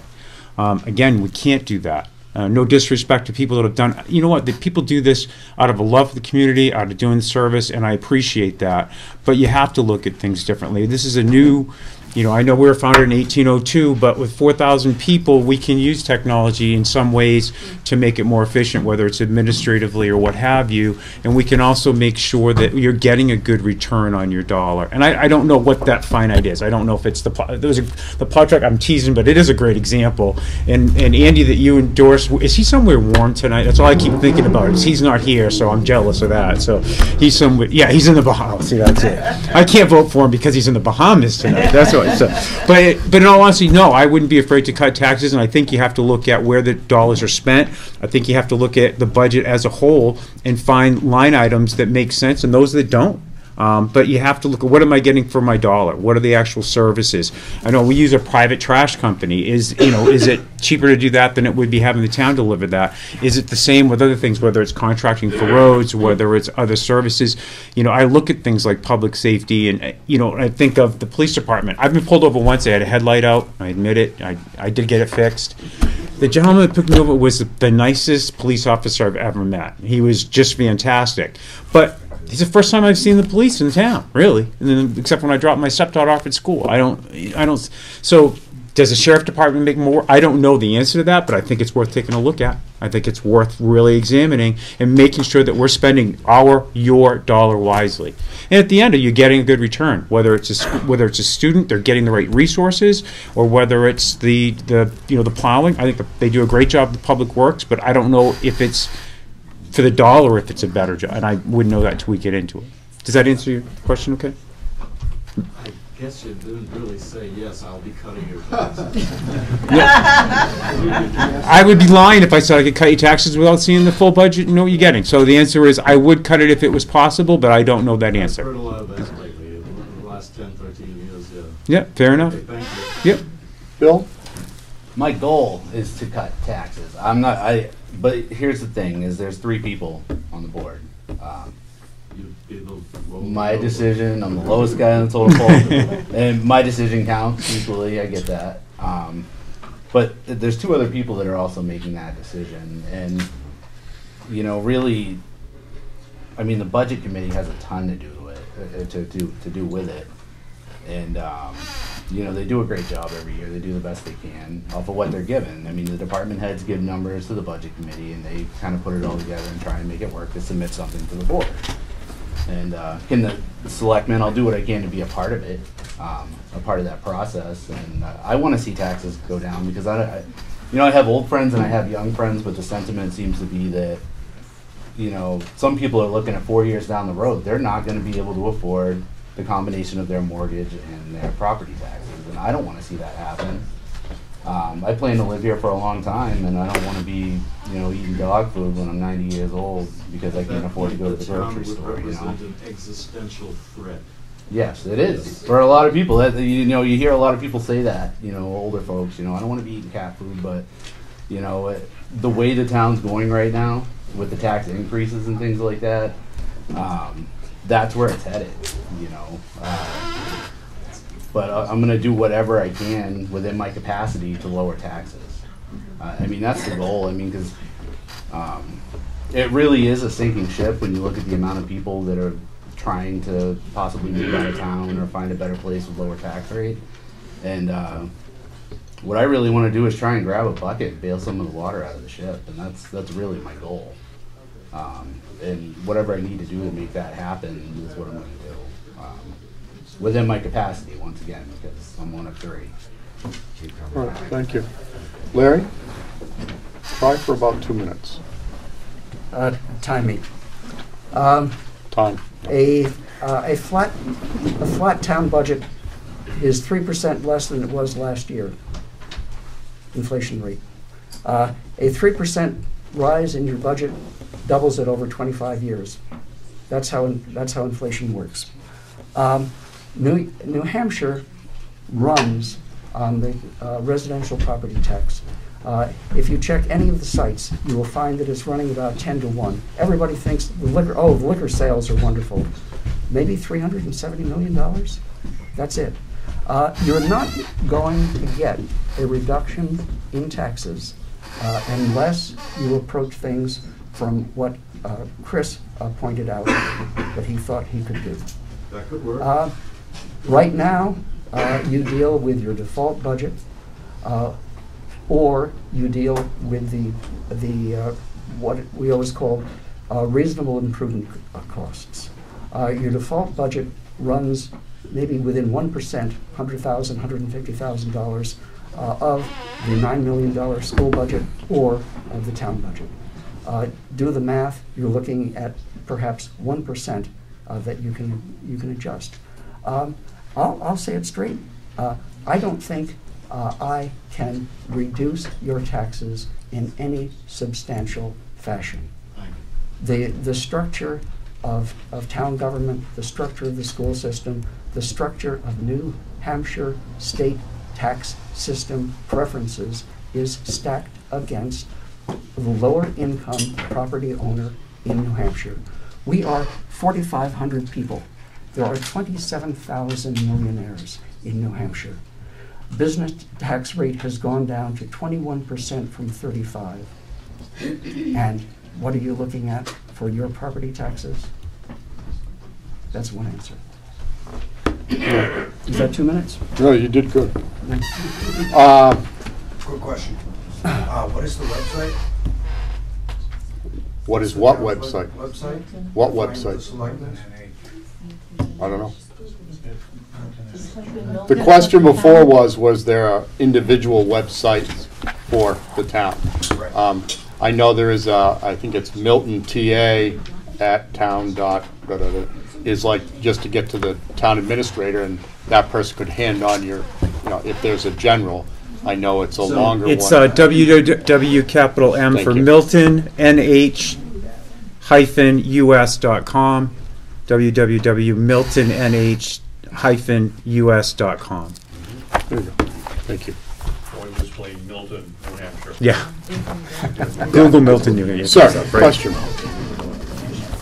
My name is Paul Sylvester. I've been here since '82. I've built a couple houses in town. I'm a builder, carpenter, whatever. I know buildings. Did 6 years on the budget committee, early '90s, some of the first budget committees. I've been on other committees and stuff. Maintenance to me is a big thing.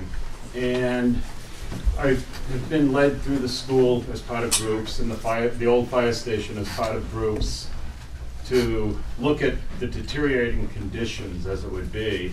And I saw general maintenance just going to pieces, being sold as we need a new building. Simple, basic things that we're not taking care of. So I say all that to say 28 years ago or so, we built the pole barn at the Public Works area.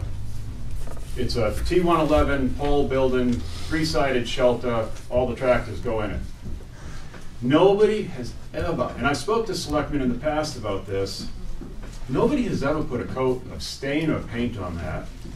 There's dirt piled up at the back right-hand corner. So every week when I go to the dump, I had to drive by and see a $30,000 investment falling apart. Police department got their building, fire got theirs.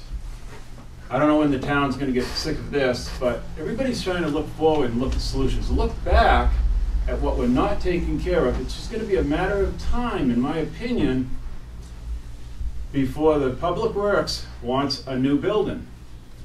Can they please dig out, if one of you is elected, whoever gets on, can you please have them dig out the dirt from away from the back of that building and get a coat of stain on it?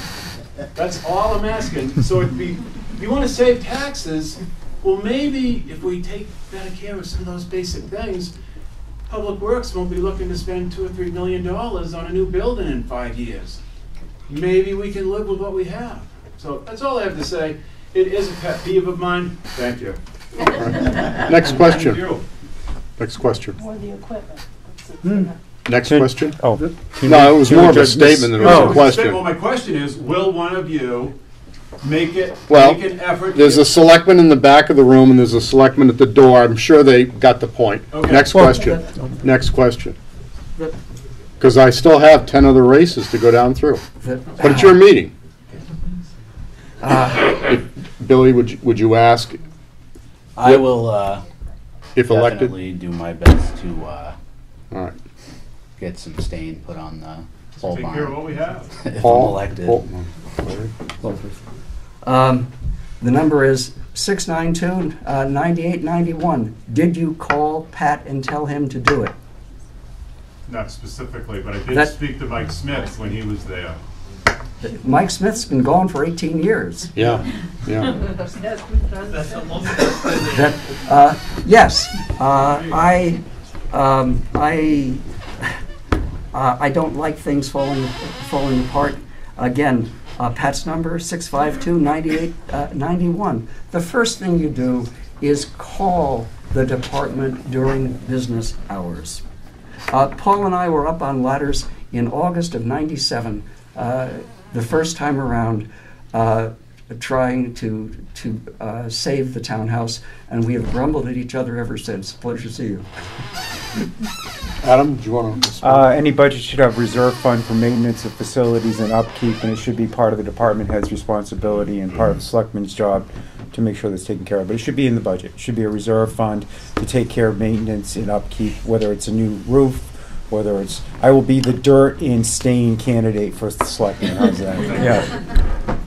Next question. Lynette? Our board's had a real hard time the last couple of years and everything. And so this election, I think, is important to help bring unity back. What do each of you offer or hope to bring to the board if you're elected? Who wants to go first? No, as far as bringing the board to unity, working with each other. Well, I mean, I'll be the first person. I don't really know the selectmen very well that are currently sitting that I would be serving with, but I'm a big advocate of treating the people the way that you would want to be treated. So I can always promise you that I would listen to somebody's opinion and have respect for them, and do my best to never comment in a negative or a rude way on somebody else's opinion. And I think that's really all you can really ask of somebody coming into a situation like that is just to, put the best foot forward and try and build good relationships with people. Larry? That, quote, we are fortunate to have town departments and good employees. I support our present board and look forward to working with them. I'm no Johnny One Grump, if that phrase makes sense. And I'm not running to prove I was right before. If you go back 3 years, we are fortunate we were not sued twice. by individuals who did not get treated well through the operations of the board. I happen to work with Aaron on the budget committee. I work with Ryan on the planning board. It is a pleasure to work with each one of them.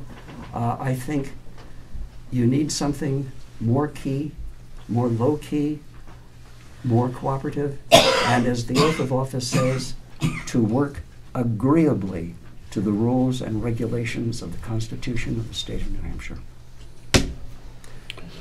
Adam. I think, to reiterate on what both the gentlemen said, I listen to learn, not to just respond. Respect, common decency. I'm going to disagree with them every day. That's your job, right? You're not going to agree with people. You shouldn't. But I'm respectful and honest and open with people, very direct. Plus, I can get along with anybody. I grew up with 4 older sisters. I've seen hell. I just want you to know. Thank you. You're welcome. It's true. Next question.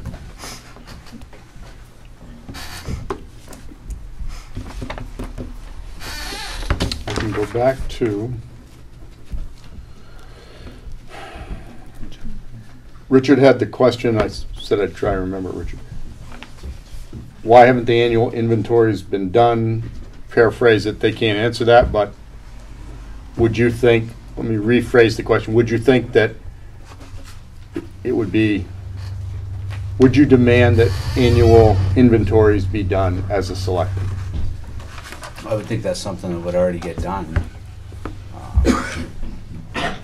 You know, a municipal organization, in the private sector, you know, anything in a business has to be accounted for at the end of the year. Mm-hmm. And regular inventory needs to be done. Regular checks and balances on money and funds needs to be done. If people even have questions that that's not being done, or they think that they're not getting that information, that's a problem, and that's something we need to look at and we need to fix. I can't answer your question as to why it's not being done, though. I don't know. Larry? Inventory of what? Properties. Property, taxable property. Taxable properties. It's done. Really? Yeah. We. You mean town-owned properties? Town-owned. All property assessments. Other property in the community, there's a requirement, as I understand it, in the documents that say that as of January 1st, those will be updated by the owner of those properties. And I'm concerned from the tax point of view, because I know in some cases it certainly appears not to be happening, and I also know that it's not very equitable relative to what my tax is. I did nothing to my home this past year with the reassessment. Nothing. It was a brand new home. I hadn't done anything further. And my assessment went up $125,000. Oh. All right? Now, those are the kind of mistakes that we as residents can't sustain on a regular basis. All right? Now, I came down to talk about it, not because I wanted change, I wanted to understand. And I found out that mistakes were made, that sales were way above assessed values. And because of that, they had to make a correction. I haven't been interested in selling. I just built a brand new home here. So that was a big hit. Yeah. All right? I have no children in school, so I'm sympathetic with that too, but a good part of that tax budget is going to the schools. Sure. I'm not complaining, I'll do my part. I just like to play by the rules of the game. And as I'm getting initiated this, I'm looking at documents, I'm looking at requirements, and I know you as selectmen get an earful sometimes. I know you don't have a full-time administrator. I'm just very concerned that these things aren't, who's checking the checker? Who's going to make sure these things get corrected? Because they'll mean a huge difference to me as a citizen of this town. So I bring Bill I thought he was asking about equipment, like property or how much property the town may have owned. I didn't realize it had to do with overall assessment. Do you want to rephrase your answer or say something? Well, I'm aware that they hired, I think it was Corcoran Consulting, to do assessments on properties. And the best answer I've gotten on that was that nobody was really paying attention to the fact that they did a blanket assessment on people's homes. So they would drive by your house, basically, if they drove by your house. Look at your tax sheet, 3 bedrooms, 2 bathrooms. Your house might have been built in 1950, but they were giving, I mean, the same tax rate to a brand new house as they were one that was run down and built 50 or 75 years ago. And the way that they were assessing property, from what I understand, is off of recent market sales in the area. So, and some of these statistics were coming from places like Alton Bay. So, I mean, so they were comparing a house on Alton Bay to a house on Milton Three Ponds. And this was the explanation I was given. And that's definitely, somebody should have been watching that process a little more closely to make sure that that mistake didn't happen. Because from what I understand, it's almost everybody in town, with the exception of maybe 10 or 15%, saw a significant tax increase as far as their assessed value of their home. So, I mean, one of my goals would be to do what I can to make sure that doesn't happen again, now that I'm aware that it could happen. Okay. Larry? The short answer is that Avatar is doing the assessment now. The long answer is the town is required to be within 90% of fair market value. That means what your property can sell for, arm's length transaction with somebody you don't know, and the formula that was being used by I want to call it Corcoran? Corcoran, not Cochran. Corcoran was flawed. They didn't do their math correctly. They didn't put enough boots on the ground to do it. Mr. Bailey had a comment about, I believe it was Belmont, where they had a tax flaw, and the selectman in Belmont, it was your story. You tell me what it was. They made mistakes in their assessment, and they pulled money from their reserve fund to pay the people back who had Goffstown. Oh, okay. But there have been several other places since that realized the error of their ways and returned the money. Yeah. So, what Mr. Burke is talking about is the 5-year rolling review that is done to make sure that properties in town are handling their fair share of the tax load. And yes, I support it. We are fortunate. Kathy Wallingford is our director of the assessing department, has 20 years experience, worked in Rochester, now here. She is so good that she was the go-to on point for our temporary administrator. It was not an error of the town. It was the process used by the previous people. Short answer, they're out. I agree, Larry. Abatement.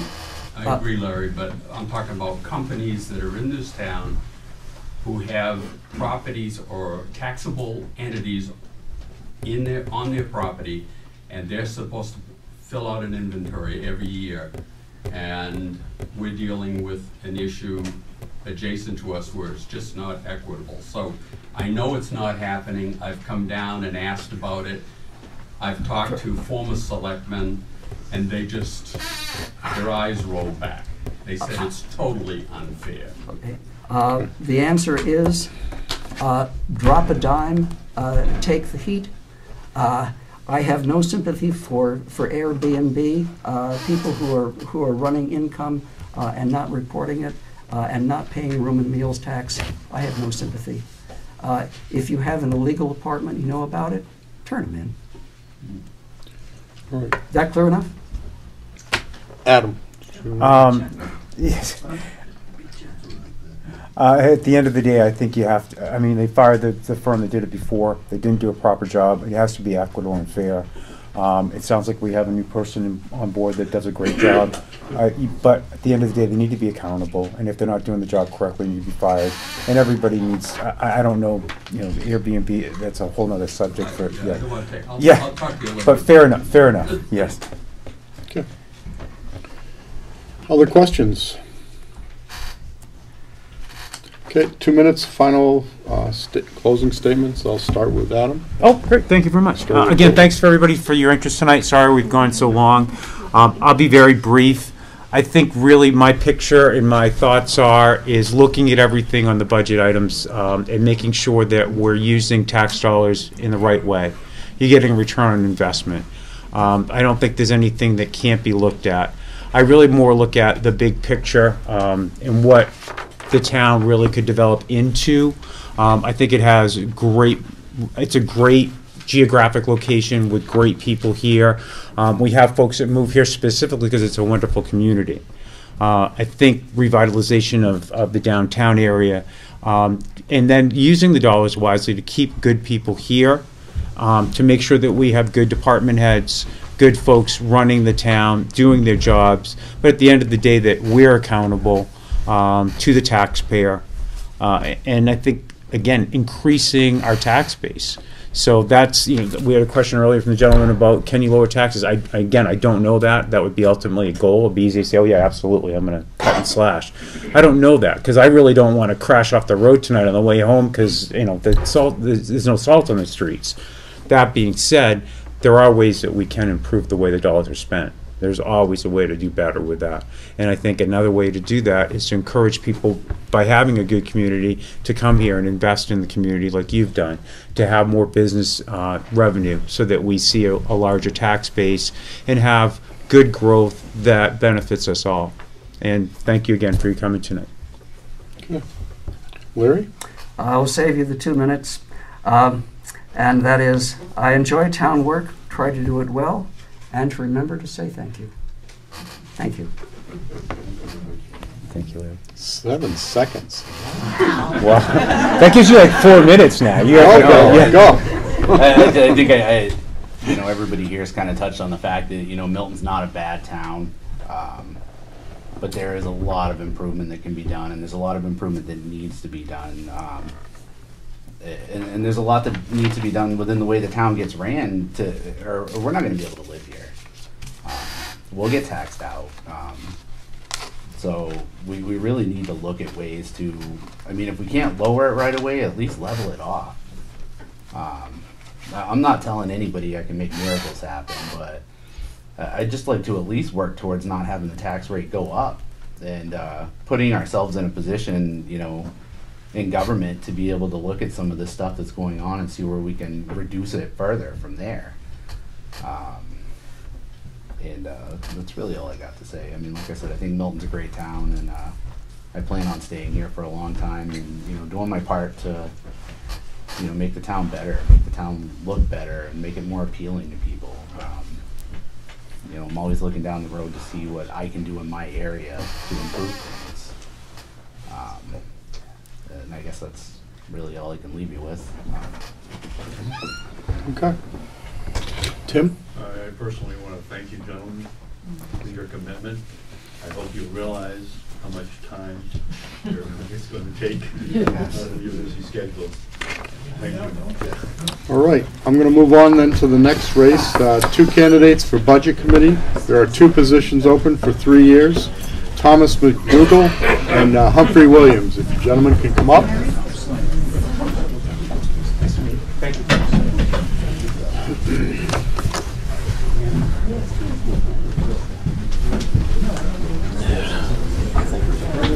Also, I don't know if he's here tonight. Who? John Gagner. And what's He his said he wanted to be a write-in for the 1-year position. Yeah, I don't know if he's here tonight. Yeah, I don't think. Is there a John Gagner in the room? John Gagner? Maybe not. Nope. Okay.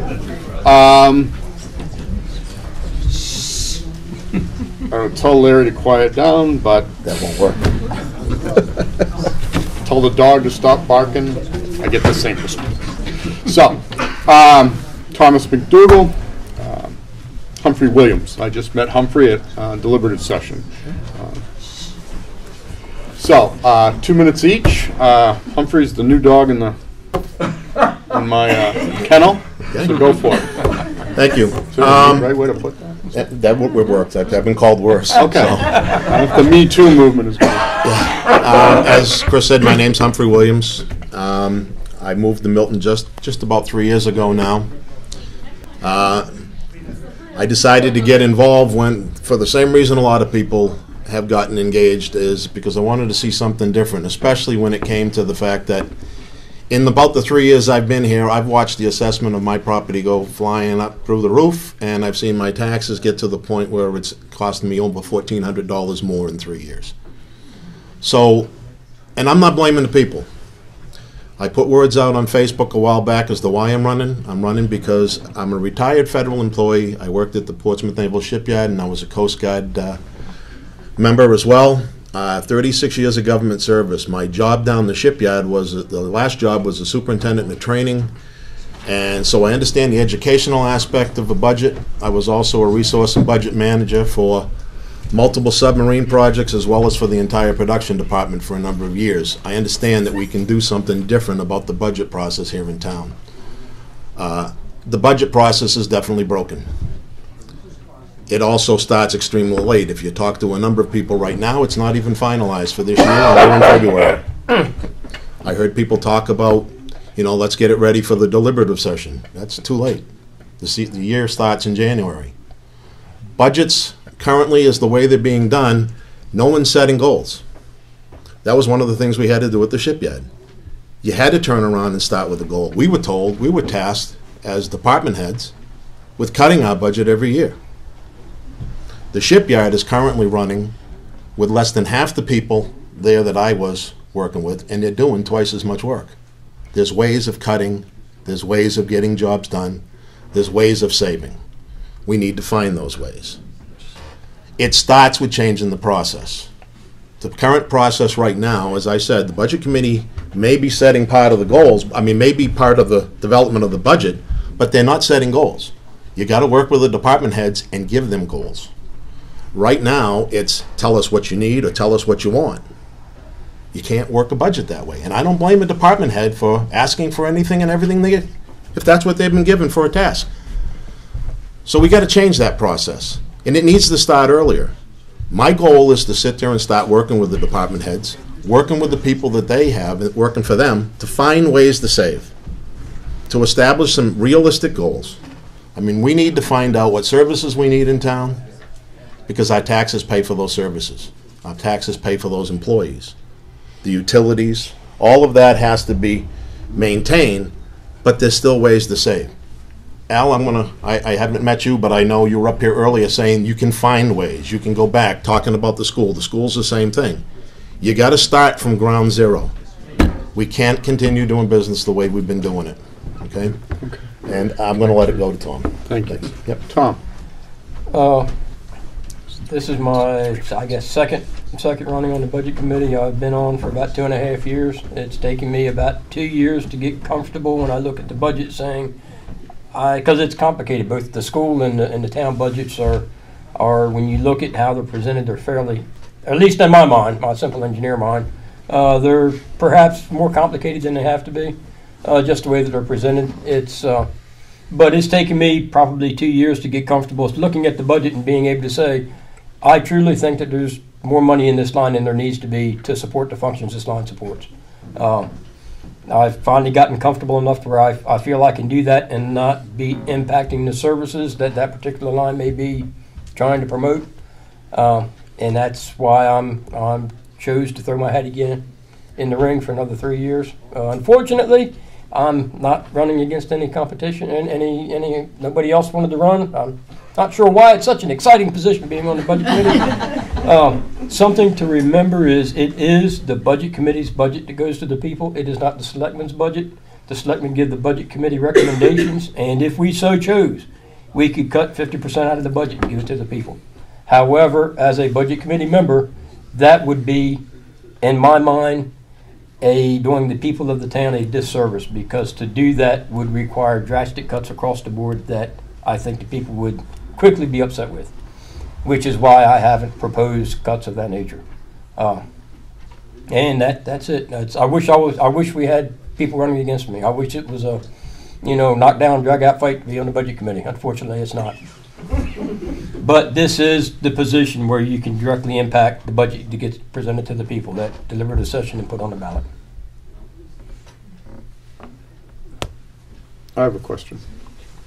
When you start the budget process, do you start from last year's budget, or do you get, when Humphrey suggested starting earlier, do you start with the budget that you get from the Board of Selectmen as a starting piece? The way that it has been done now is we wait until we get the Board of Selectmen's budget. Typically, the budget committee members are at the Board of Selectmen's meetings when the department heads present their budget, and we hear the same information about 3 times over again, discussing the various lines in the budget. That is how it has traditionally been in the 2.5 years I've been on the committee. I think it's 2.5 years.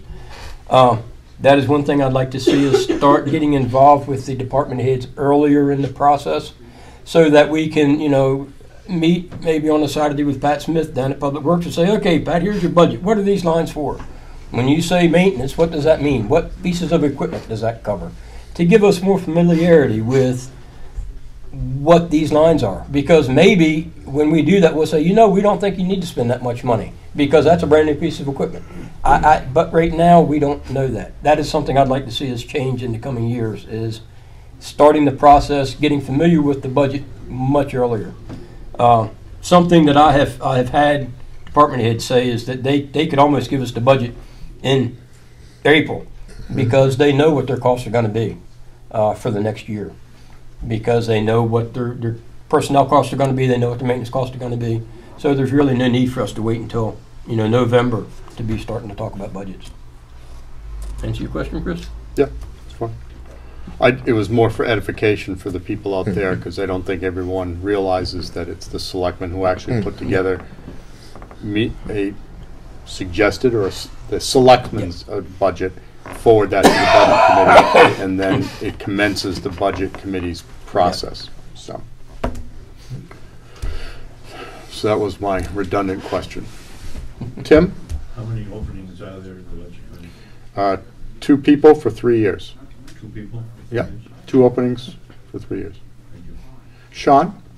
Yeah, I was just going to mention for the people who are running for selectmen who haven't had a lot of experience in town. Unfortunately, one of them's out in the hallway, but being on the BC will definitely give you a huge insight on what actually goes on in the town, for better or for worse, so to speak.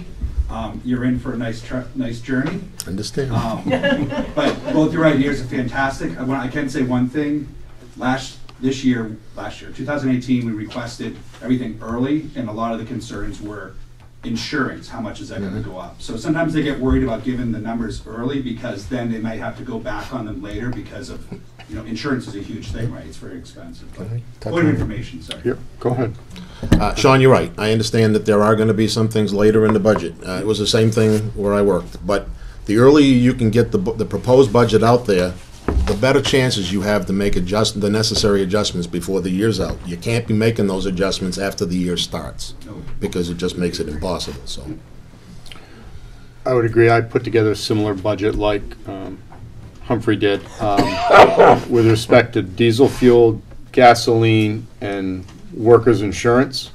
Those numbers don't get set till late December, because the insurance companies hold back.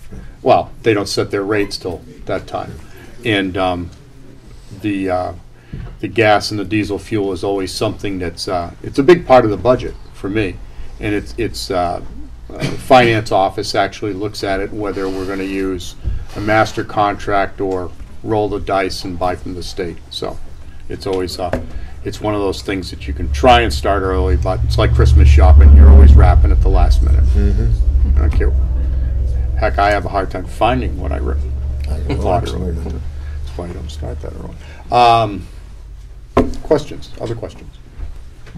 Larry? Thank you. Three. What policy authority does the Budget Committee have? What budget are we operating under now?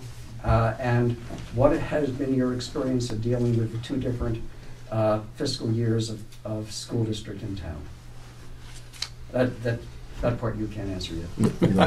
Understand. Budget right now, I believe we're operating on a default budget because we haven't approved one yet. That happens in March. The policy, the authority, the budget that gets presented is the budget committee's budget. I don't know if that's your question or not. What policy authority does the budget committee have? I do not understand. None. I must not understand what you mean by policy. We cannot tell the selectmen how to spend their money. Policy. Yeah, we can't tell them how to spend the money. My budget committee came to me and said, we're going to cut your sand line. I said, okay, go ahead. Yeah. What are you going to do when it's rough outside? I'm going to sand the roads. With what? Probably tree money, sidewalk money, maybe even gasoline money. But I'm still going to do my job.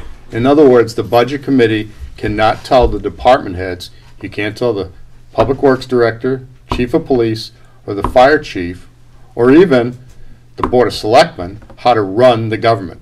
Yep. You can try, but you can't. Yeah, what we do is we set the budget, the bottom line, and and it's up to the department heads and the board of selectmen how to spend that. And you had a third one, and I don't think I answered it, and I've forgotten what it was. You covered it. Oh, well, you can, again, Humphrey has not had the experience. How do you adjust for the differences in fiscal year between the town and school? There are two different budgets. The school's the school budget, the town's the town budget. There's really no adjusting that you do. I guess And it leads back to a question I think it was somebody over on this side asked earlier. How do you make wholesale adjustments, decreases of the tax rate? And I think the only way you can really make a wholesale adjustment would be to eliminate a department, period. Like Lebanon with the police. That would be your. Now the difficulty is we vote one budget number. You vote. So the town raising a. Case, right? What? Which hasn't always been the case. I've never in my If you go pull down those 25 years have never seen a vote on the town budget, vote on a highway budget, vote on a police budget, or vote. The only place that could have been done is under the old town meeting style from the floor, make that motion. But under SB2, the only place to do it, and I'm speaking as the moderator, is to do it at the deliberative session, which there are more people in this room here than there were at the deliberative session. Okay? Which is an when it comes to about, I think you had more control when we had town meeting and a number of you could vote and raise your hands than you do now. Yeah. And it was supposed to be the other way around, that you could wholesale eliminate things like, I'll give you the Lebanon incident, the white socks for the police officers at $500, and I don't know what it was. They've tried that. Come to find out you can't do it. Larry was involved in a case he took his own legal action against the school board because they legally voted to, I forget what the actual case was, but what the judge said is, you give them a lump sum of money, No. they can spend it now. Oh, he's inflamed now. Passionate, tell us. No, I never took any action against the school board. Oh, who'd you legally on the budget? No. No. God, he doesn't want to take credit for it. Darn. No, I thought you did. They were. In terms of zoning, I instituted my own legal action for having a commercial log yard that had no status under town ordinance. Okay. And Nato told me that it was a wonderful argument, and it was absolutely trumped by federal highway policy. Right, okay. So I stand corrected. That wasn't the legal effort that Larry undertook. but legal actions have been undertaken to, did the school board or even did the town have the right to expend money on a particular line item or program after the voters had said no, and the courts ruled they can, you gave them a lump sum, they can do with it whatever they want to do. So like one year we gave $5,000 for books. It didn't get spent on books. It got spent on a new assistant principal, along with a couple of other lines. So that was the purpose of my question before. If you, sorry, I'm getting off on a rant, and I shouldn't. If the only wholesale way to markedly affect the tax rate is you become not an SB2 town? that, or what it really gets down to, ask yourself what you really want the town to provide for services, decide which services you don't want them to provide, and ask them to stop providing that service. Can you become not an SB2 town? Yes. All right, thank you. Yep. You'd have to start a warrant article and to undo what you did back in SB2. So, other questions of the Budget Committee candidates? I'm sorry if I jump in occasionally. It's like Larry says, and you have 35 years experience. We've already ridden this horse before. We've had this discussion. So for the purpose of maybe getting more focused to what the real question is, I sometimes want to throw additional information out there, hopefully to clarify the discussion. That's all. If I'm there, again, if I'm out of order, tell me to. You want us to time you? Time me? Thank you. All right. Other questions? 2 minutes closing. Oh, sorry. Just one question. Yeah. For Tom. Yeah. On the warrant articles, there's a warrant article, for instance, that we expect $25,000 for a new vehicle. However, underneath, it said that, the statement says that it will not raise your taxes. Okay? The taxes are already raised.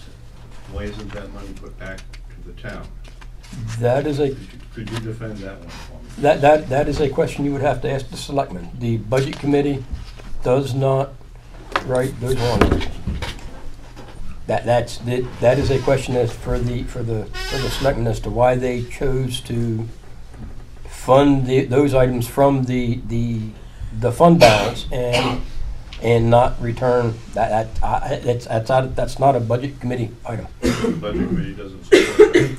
In some case, when you look at underneath, you will see in some of them, some of the warrant articles where that is done, you'll see the Budget Committee approved it 9-0, and some of them you'll see we disapproved it 3-6.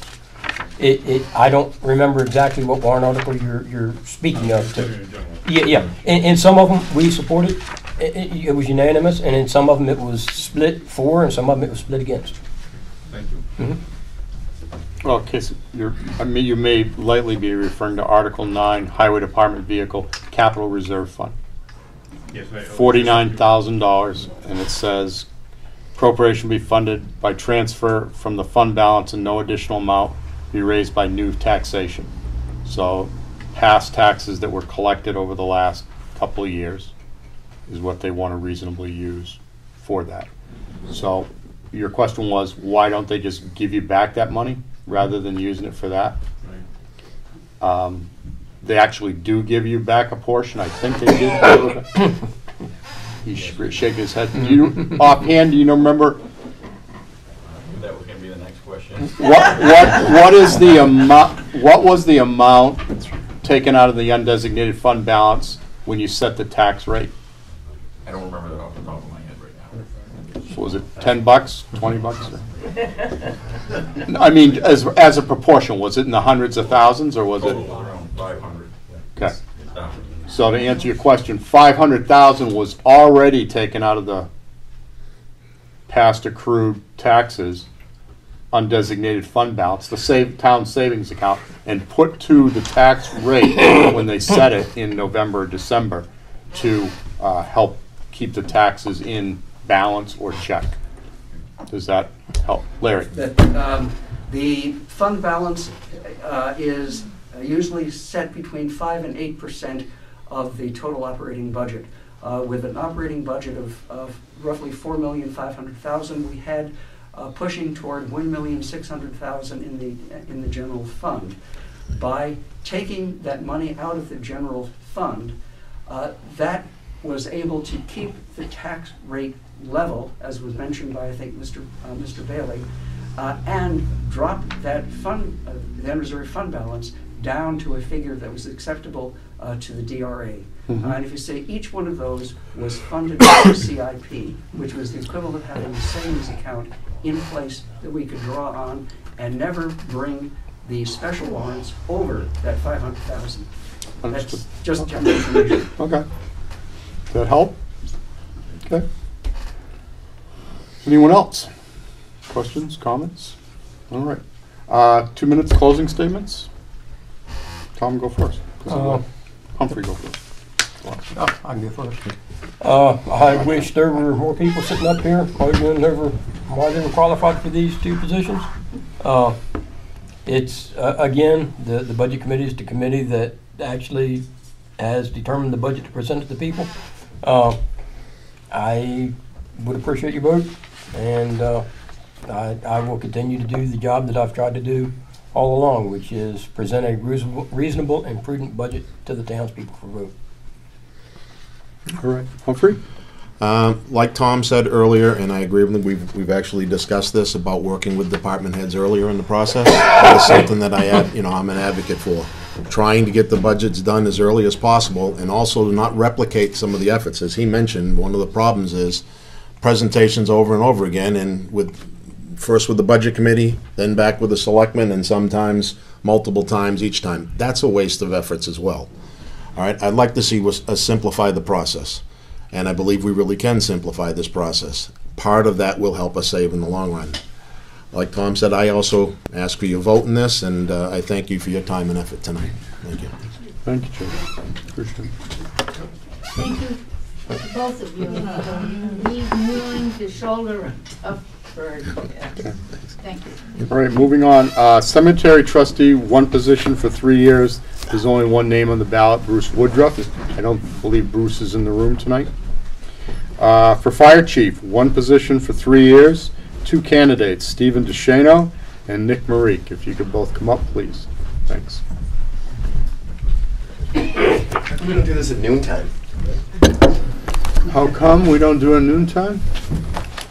Just Interrupt wondering. somebody's Sunday dinner? No. That's all. I'm a night person. Oh, okay. And this gets Nick off the... Babysitting? Yeah, okay. That's what you want to know.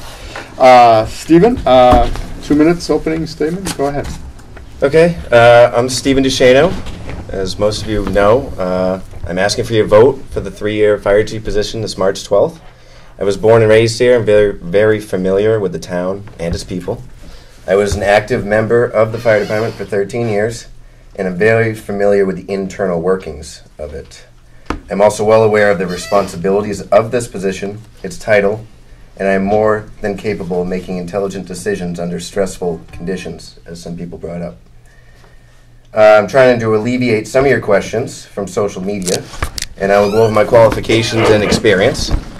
Let's see, I worked my way from firefighter 1, firefighter 2, all the way up to certified career level with the state, along with numerous specialized training, such as incident command, fire officer, FEMA, EMT, hazmat, forestry, boater safety. I can go on and on. I have also attended UNH for engineering and business management. I own and operate my own landscaping company in town, which I've had for over 15 years. And I've also overseen my parents' private investigative company, which they have had for over 28 years. Both of them working with strenuous budgets. Not that at a municipal level, but I assure you I can apply my business skills to get the job done.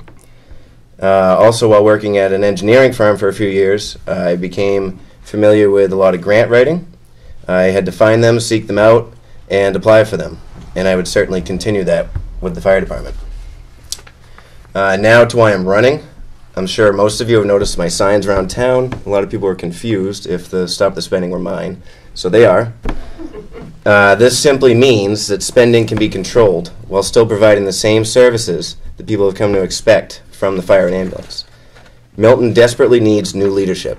It's time for a change, a different point of view, and a new voice. A lot of people expressed concern about their taxes tonight, and I know that's more people that aren't here as well. And it's not just with the fire department. Just because someone has held a certain position in this town for an extended number of years does not mean that it's the best option for the town and the residents. Long time is not a reason to not change something. The fire and ambulance can provide the town the same services on a much more efficient budget without tax increases every year. I will be the first to admit that I do not have all the answers, but I assure you that I would get them, and I have the dedication to the town of Milton and all its residents. I want to make a change and a difference in a town that desperately needs it and help move Milton in the fiscal direction it is severely lacking.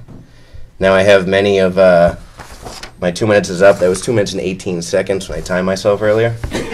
So somebody will have to ask me what my plans are to hear more. Nick? All right. I won't use 2 minutes. My name is Nick Marique. I've been in town for 27 years. I joined the Milton Fire Department in March of 1999, which makes 20 years in the next couple weeks. So it's an accomplishment I'm pretty proud of. During my time with the fire department, I was a captain for 5 years. I was the assistant chief for 2 years, and I've been the fire chief for the last 9.5 years. I'm also the emergency management director. I've held that position since 2013. Both of those positions have a lot of require a lot of experience. They require dedication, and I believe that consistency is very important. So, as you know, the job of the fire chief here in town is part-time. So I work full-time as a firefighter in Rochester. I also worked full-time for 2 years in Wakefield prior to being employed in Rochester. I'm currently a lieutenant out of the Gonick Fire Station. So the fire service is pretty much my life. I do this day in, day out. I love the Milton Fire Department. I hope to be here for many, many years. I've given everything I have, my entire adult life, to it. And if you want, I can, well, I will. I'll go over a couple of the accomplishments that I've managed to get done in the last 10 years. So, since my time as fire chief, we've increased the ambulance staffing from Monday through Friday to 7 days a week, 12 hours a day, and partial night shift staffing. We've increased the level of service that we provide from the EMT advanced level to the EMT paramedic level. This reduces our reliance on the Frisbee paramedics. As they get busier and busier, they're less available. We worked on ambulance revenue. We increased it substantially. One of the first tasks when I became fire chief was to establish the revolving fund and how that was going to operate. So the income that the ambulance has is very important. It offsets the taxes, it offsets the budget. And that's how we've been able to grow the staffing in the department, by utilizing that and making the best of that. Grant writing, as Stephen mentioned, is important. I've actually been awarded and coordinated over $450,000 in grants. I worked with the departments to establish a fiscally responsible capital improvement plan. I established the department's first chaplaincy program, which I'd love to talk more about, but I'm short on my time here. I designed and constructed the new fire station, and that came in under budget. That was a big part of the daily decisions that were being made up there. I negotiated the financing for the fire station, which saved the town $270,000 in interest from the initial warrant article, and we've updated a lot of the equipment that we have in town. So I'd like to just maybe get into the questions, and I've got some other stuff I'll use in my my closing statement. Okay. First question. Tom?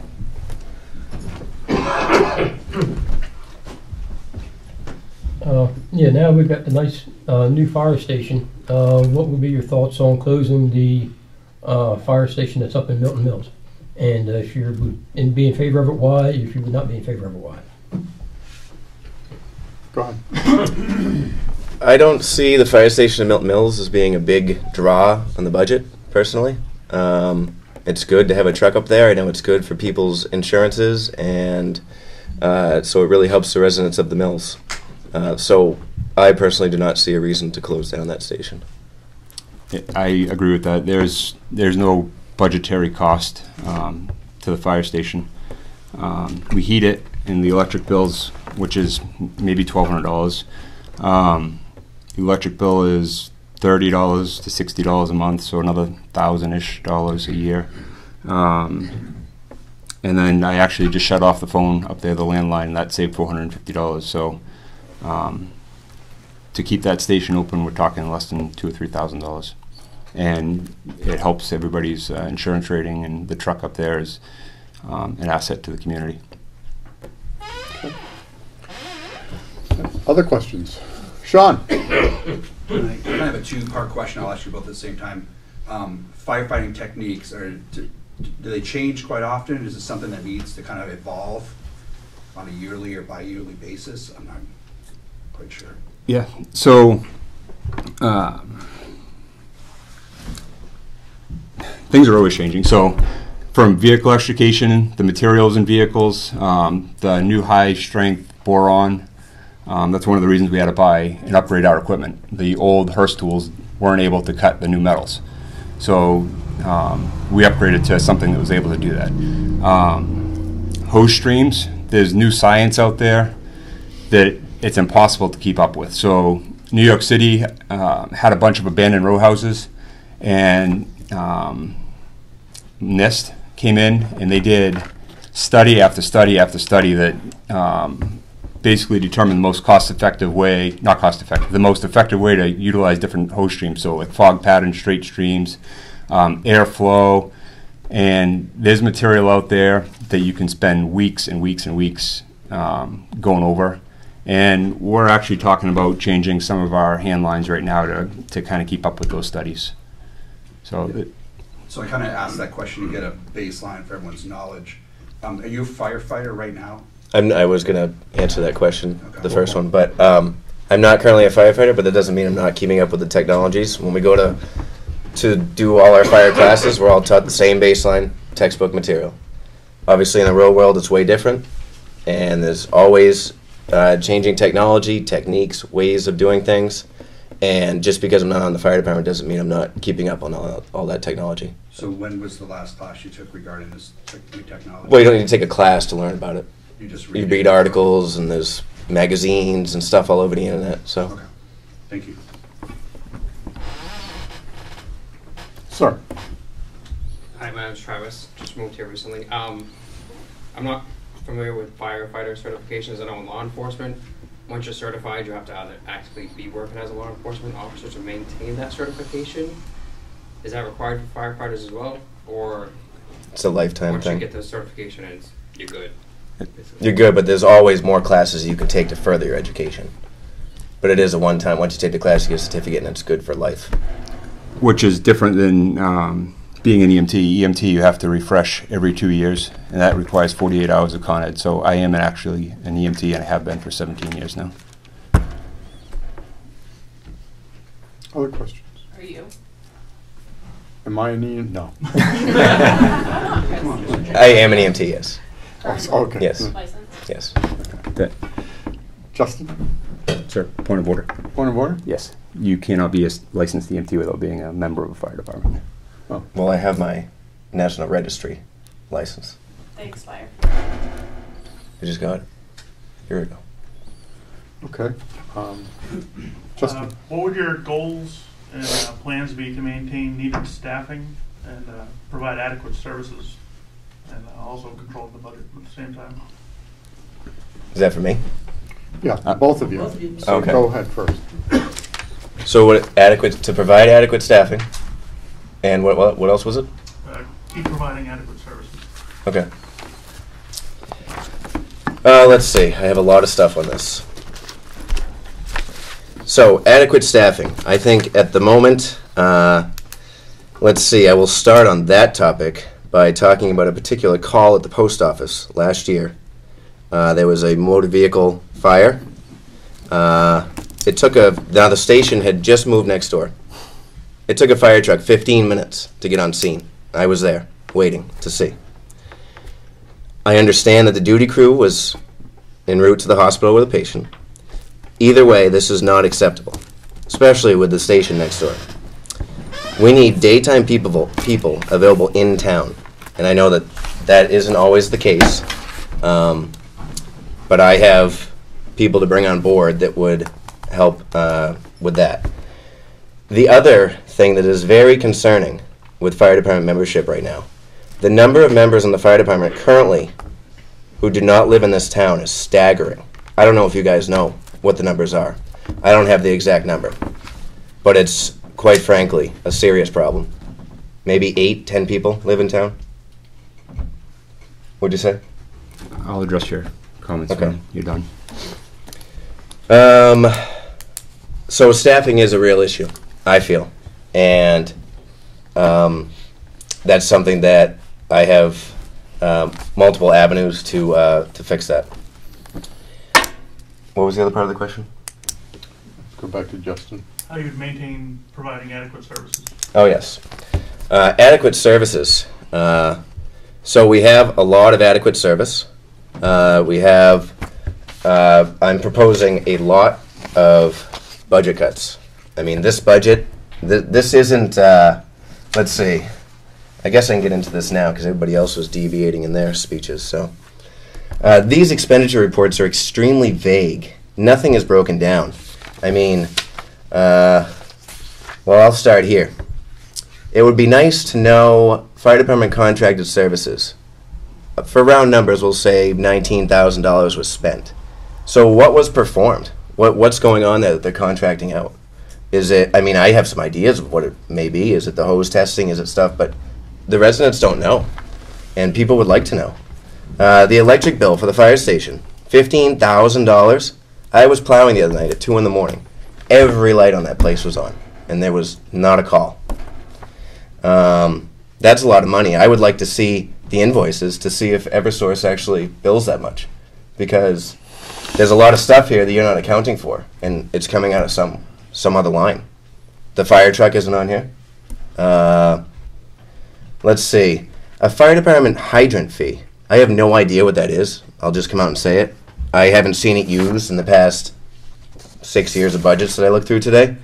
So I feel like that's a bogus line that's being used for other things that we don't even know about.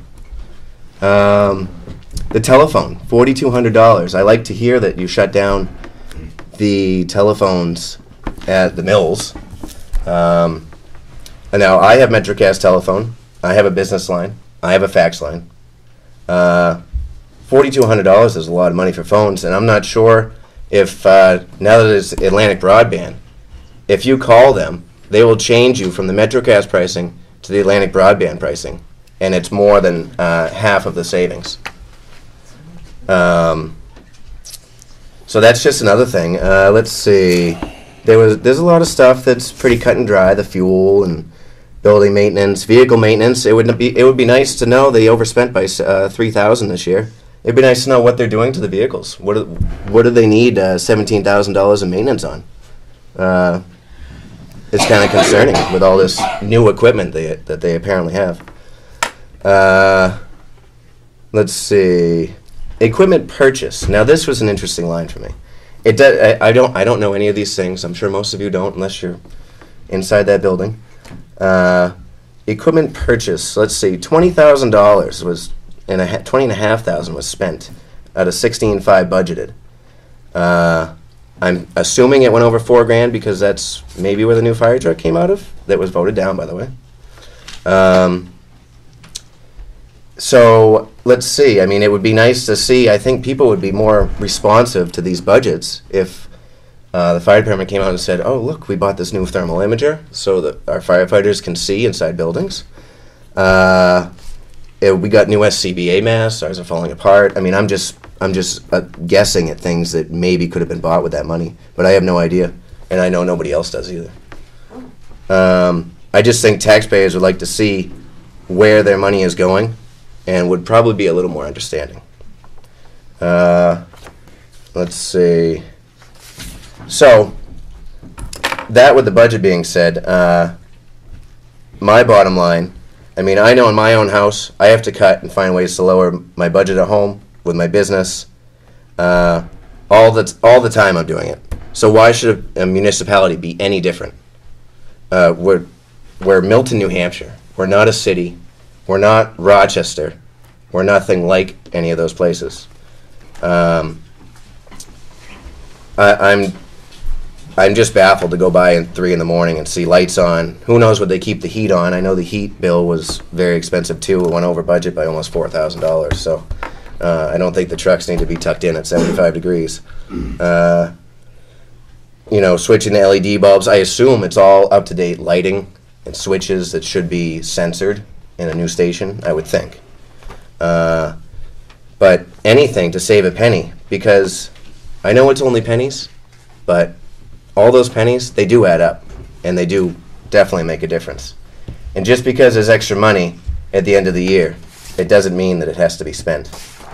And I want to keep it on this topic so Nick can have a chance before I move on. But I just want to say, talking with the budgets, from the past 10 years, 2009 to 2019, there's been a 41% budget increase just in the fire department. I mean, if I ran my business that way, I'd be bankrupt. That doesn't make any sense, that just one department increased that much. I know there's the cost of the new station and stuff, and that brought it up, so it's going to be skewed a little bit. But to make it a little better, from 2016 to 2018, which is just a 3-year period, that was a 15% increase, and that's been since they've been in the new station. This is very concerning, and it should be for every taxpayer in town. And I do have more, but I'll wait. Continue if you'd like. I don't want to give away all my tools. Let's focus on the question that Justin asked. Yeah. So, service and staffing. He mentioned the incident at the post office. So I have the times. I tried to find them, but I can't get on the internet. It wasn't 15 minutes. It was a long time. I know the people that were there. We weren't on an ambulance call. We were actually bringing one of the ambulances back from Rochester Ford for vehicle maintenance. It was a recall or something on the new ambulance. So we were on our way back. The reason we have duty crews during the day is to perform maintenance, station maintenance, vehicle maintenance, and be available to respond for the majority of our calls. The majority of our calls are medical calls, 70% of them. So it's not unrealistic to think that the ambulance could be coming from the hospital or from Route 11 with the duty crew to perform maintenance or returning from a call. So we were responding back. The in-town people came from work, so they left work. They responded to the fire station and got on scene a couple minutes before us coming back from the ambulance. Yeah, it was a long time. It was terrible. I felt awful, trust me. But the majority of the department is a volunteer department. The reason we staff during the day is because there's not a lot of people around. As far as 8 people living in town, I don't have the exact numbers. It's not that low, I can assure you of that. Justin, what do you think? At least a dozen. More than that. So you, just one thing. Let's keep it. No, I was just asking about He's that. answering. So, you had. Back to staffing, we have people in during the day. In order to do that, we have to have a larger area of people to pull from. So what we've been able to do is have other full-time firefighters. They work in other departments, not just Rochester, because I know that's a bone of contention, that have time off, and we're able to employ them here, which gives us the benefit of experienced people with, basically with time to work during the week when the on-call volunteers are just not around. So there's not enough people in this town that have those licenses and certifications, and like I said, that's 70% of what we do is that ambulance, and that's what we focus on. We've put 5 or 6 new people on that live in town, who live in the immediate area. It hasn't always been just Milton people. We've always gone over the lines into Rochester and Farmington into Union. Geographic, Adam is gone, but he talked about the geographic barriers. You don't have to worry about the fact that somebody has to live in Milton. It doesn't matter. Somebody can get from the Farmington town line to the station quicker than somebody that lives on Berry Road. And we have people that live in both those places. So as far as the call force, that's one of my biggest, or the call members, that's one of my biggest things that we need to focus on. We need to get more people actively involved. But this is not a Milton problem. This is a national problem. We're actually doing better than many other fire departments around us. But it's a goal that we need to continue to work on. We need to continue to make it a vibrant, active, on-call and volunteer base, but it needs to be supplemented. That's nothing new. We've had full-time people in this town since 1999. We hired our first one, our second one in 2007. I think that covers the staffing thing. The budget thing, I have every expenditure that we've ever made in the year. My budget packet to the budget committee was, Tom, 80 pages? Yeah, it was big. Which clearly spelled out every single penny what those line items that Stephen was talking about. Why can't we see it? Not right now, but in general. You can. You can. The past ones have been online. They're on the fire department website. Like I said, you can get a detailed expenditure report that says what every one of those things. You mentioned a fire hydrant. The $4,500 fire hydrant line. Yeah, I have no idea what that is. I was just looking at it. It hasn't moved in years. I don't know about that, but that's okay. That's for the water district. They charge us a fee for maintenance and use of the hydrants, but that's a whole nother subject. So the hydrants don't belong to the town? Hydrants don't belong to the town. They belong to a third municipal district, school, town, water district. I'm not going to take everybody's night. I could answer every single one of his budget questions. I was going to try to pull it up on the computer, but I'm sorry. I'm not going to do that right now. Telephone, 603-817-4986 is my cell phone number. Facebook Messenger works great. I've talked to many of you on that. Text me, stop at the station. My email is on the fire department website. I'll put up the budget tonight or probably tomorrow. And anybody that has any questions or wants to dig into some of Stephen's concerns, it's all there, spelled out to the penny. The only other thing I'll say as far as the budget goes is the fire department budget is up 0.25% this year. I presented to the selectmen. I created the budget. I cut $4,000 out of it before I presented to the selectmen. I presented to the selectmen. They approved it. I then presented to the budget committee with a $6,000 decrease below that, and that included taking the COLA and merit raise out for the position of the fire chief. So I'm the only town employee this year without a raise coming in July. And that was in an effort because I understand the tax burden. I get it, trust me. I have to listen to my father every day when I go visit him about. So, I guess that's all I have to say as far as that goes. Do I need another question in order to talk? Yeah, I'd like to bring it back to the question of any of the residents. Lynette? I have to stand up for this one, I'm sorry.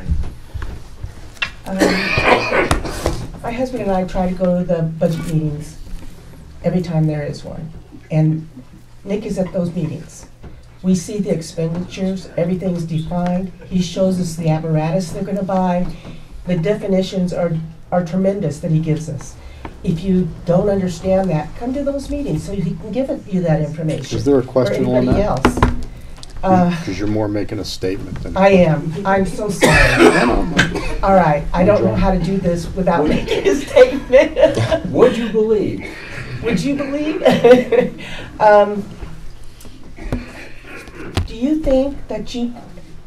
Tell me, let me ask, I just have one question for one person. Is that okay? You asked the question, they both can try and answer it. Okay. If How it's do you think applicable. you could improve this? For what he's done, for what he's proved, for what he's done all this time? Is that the end of the question? Yeah. That's the question. Okay. That's the question. Okay. I was letting her finish. Go ahead. I think I can improve this greatly. Like I said, just because Sit down. Okay. just because one person has done this for 9 years doesn't make it the only way it can be done. It doesn't make it the right way, and it certainly doesn't make it the best way. Nick has done a great job, don't get me wrong. But I think that there's other things that can be done. I wanted to. There's a few things I guess I can get into here, and I won't keep you here all night. It's very important to distinguish between a need and a want, especially with this fire department, of the size of the population and what we're dealing with here in town. I think they're growing the department too much for what we need. We finally got that new building. The taxpayers graciously passed. Barely. I was there when it passed. Barely. And I was there all the other years too. So I've done a lot as well. While it is ultimately the voters' decision every March to approve or not approve something, it starts with the department head's recommendations. Now, I know things go on the ballot, and the mentality has been, well, it's up to the voters to decide. But in reality, it should be, do we really need this? Is this something that we can live without this year? Maybe I won't post any articles this year for the fire department to give the taxpayers a break, and maybe they'll appreciate that. Absolutely. So I just don't agree with that mentality that maybe it'll pass, maybe we'll get stuff. If not, oh well. There's a major issue that I see of vehicles responding to calls. I've kept track of a lot of calls. I have books and pages, where they've been, what's responded, what was the call. The biggest concern for me is when there's a campfire call, they're showing up at people's places with 2 fire trucks with lights and sirens going. Now, not every time, but it does happen in the summer. Primarily when you're not on duty, there's no officers around, but it does happen. It's 2019. We shouldn't have to go to someone's house to check if they have a fire permit. There should be, when I was on the fire department, we had a stack this high of yellow pages. All those should be entered into a system that you can pull up and say, does this person have a fire permit? Instead of saying, oh, but I don't know, we're going to have to go out there and see if they have a permit. That's just, it's 2019. I can't say anything else about that.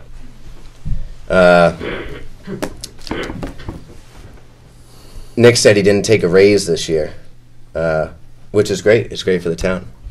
And thanks, Nick. But in 2013, Nick got a 566% raise. So I don't think he needs that raise this year. His salary went from $6,000 to $40,000 overnight. And I just wanted, this was a comment from before. I want to make it known that this is just a statement, and I don't, let's see, they said that maybe 12 members on the department actually live in town. So I would say that's way less than 1/3 of the department. And I don't know about all the townspeople, the people watching, but that's troublesome. This is the Milton Fire Department, not other towns, other people from other towns. If you want to be on this fire department, you should live in this town and you should pay these taxes.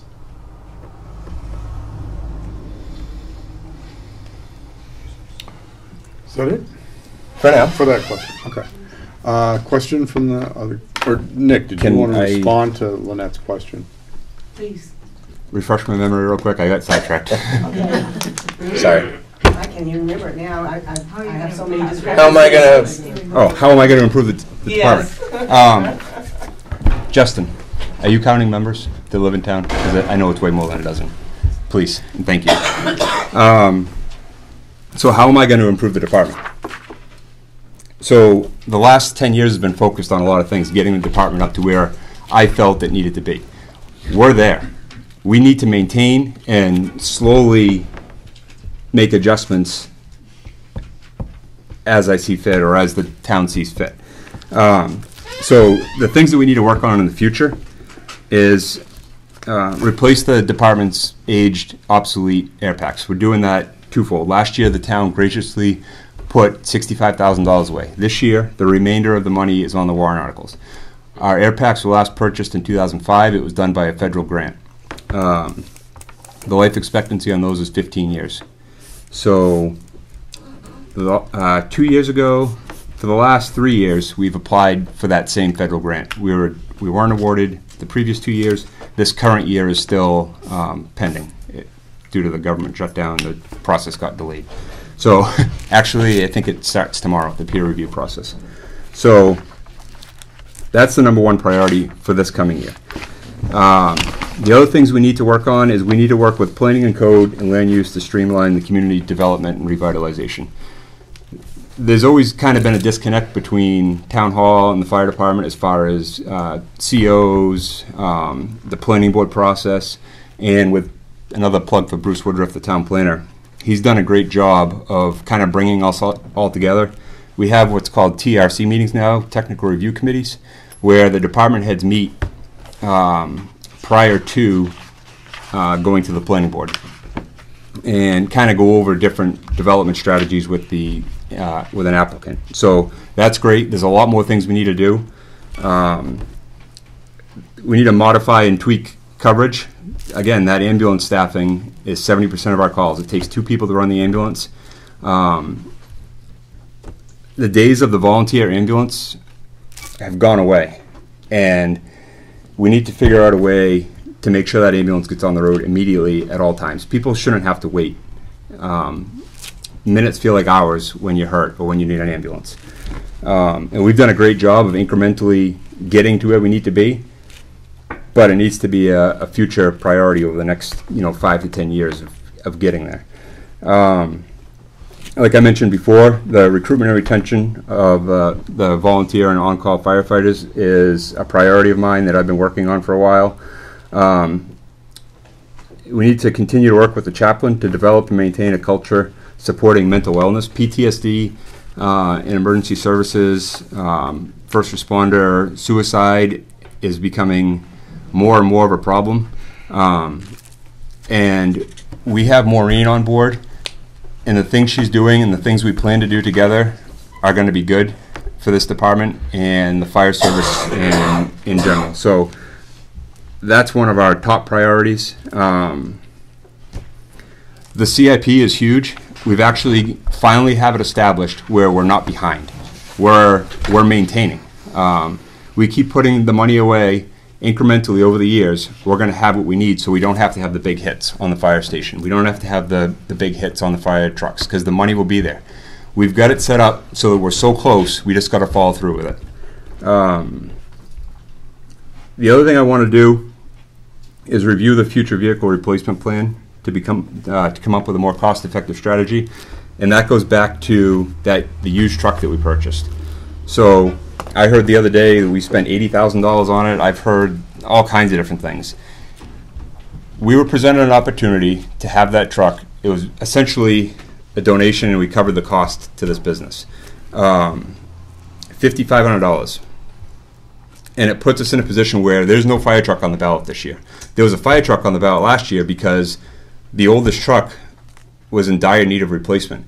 Now if that truck, we kept it, we still have it, but if something happens to that truck, we now have this other truck to basically fill in. The other thing it does is it gets us 1,000 gallons of water, which is equivalent to the tanker that I was asking for last year, except now it's on 2 different chassis, 2 different trucks. It's not the perfect ideal situation, but it's a Band-Aid that's going to get me a couple years to figure out a more cost-effective way to do this. Again, I understand the tax issue. I really do. And this is a huge piece to the future of figuring out a better way to do it. Training and preparedness. Training is always an issue. It's one of the things that is always a thorn in my side, to figure out how to get people involved, engaged, active, come to trainings. It's important for us, and we really need to work to find a way to improve it, and that's constant. That's always going to be. The other thing, the ISO rating, we're currently a 6 out of 9, 6 out of 10. I've been trying for a long time. A lot of these things, a lot of these budget items, Stephen mentioned the hose testing, it all goes back to the town's evaluation from the ISO rating. There's NFPA standards that we have to follow. There's things that we have to do. They all cost money. It's all laid out in the budget that I present, every single one of them, to the penny, how much it's going to cost. But my goal is to get that ISO rating down to a 4 or a 5. And a lot of it is outside of my control. Back to the water district. They play a huge part of it. And the water district being a crowd on my side. But that's all part of it. We need to work with them. And we've taken steps to make sure that continues to happen. ISO is coming out this summer, so hopefully we can gain a few extra points. And then the last thing, to make the department better, so I'd like to continue to do the open houses, get people into the fire station. It's your building. We're all paying for it. I'd love to have people come in. Many of you, not all of you, but many of you have been in there. They've taken the tour of the fire station. I encourage it. I love walking around with people, showing them things, pointing things out. The fundraising, we try to do it. We've always done a couple fundraisers. We do the pancake breakfast, which is a donation only. And then for years and years and years, we did a cookout at the campground at Mighty Joe. And we don't do that anymore with the new owners. But we made a couple $1,000s. If we made $5,000 in fundraisers over the course of the year, that would be 1 penny on the tax rate. And it would take hours and hours and hours of the volunteers' time that I'd much rather focus on having them come to calls and having them do trainings. So yes, we do it. It's out of goodwill, but it doesn't affect the big picture of things. So that's my goals and what I would like to do to continue to make the department better. Right. Tim? One question. What does ISO stand for, and what do they do? Insurance. Oh boy. The S. Office. Insurance Services Office. They rate municipal fire departments based on their capability to respond to and handle fires. And when you call up your insurance company and you say you live on White Mountain Highway, or everybody lives on White Mountain Highway that I'm looking at, they'll pull up that rating, and that's what your insurance rate is based on. So the lower that number, the better.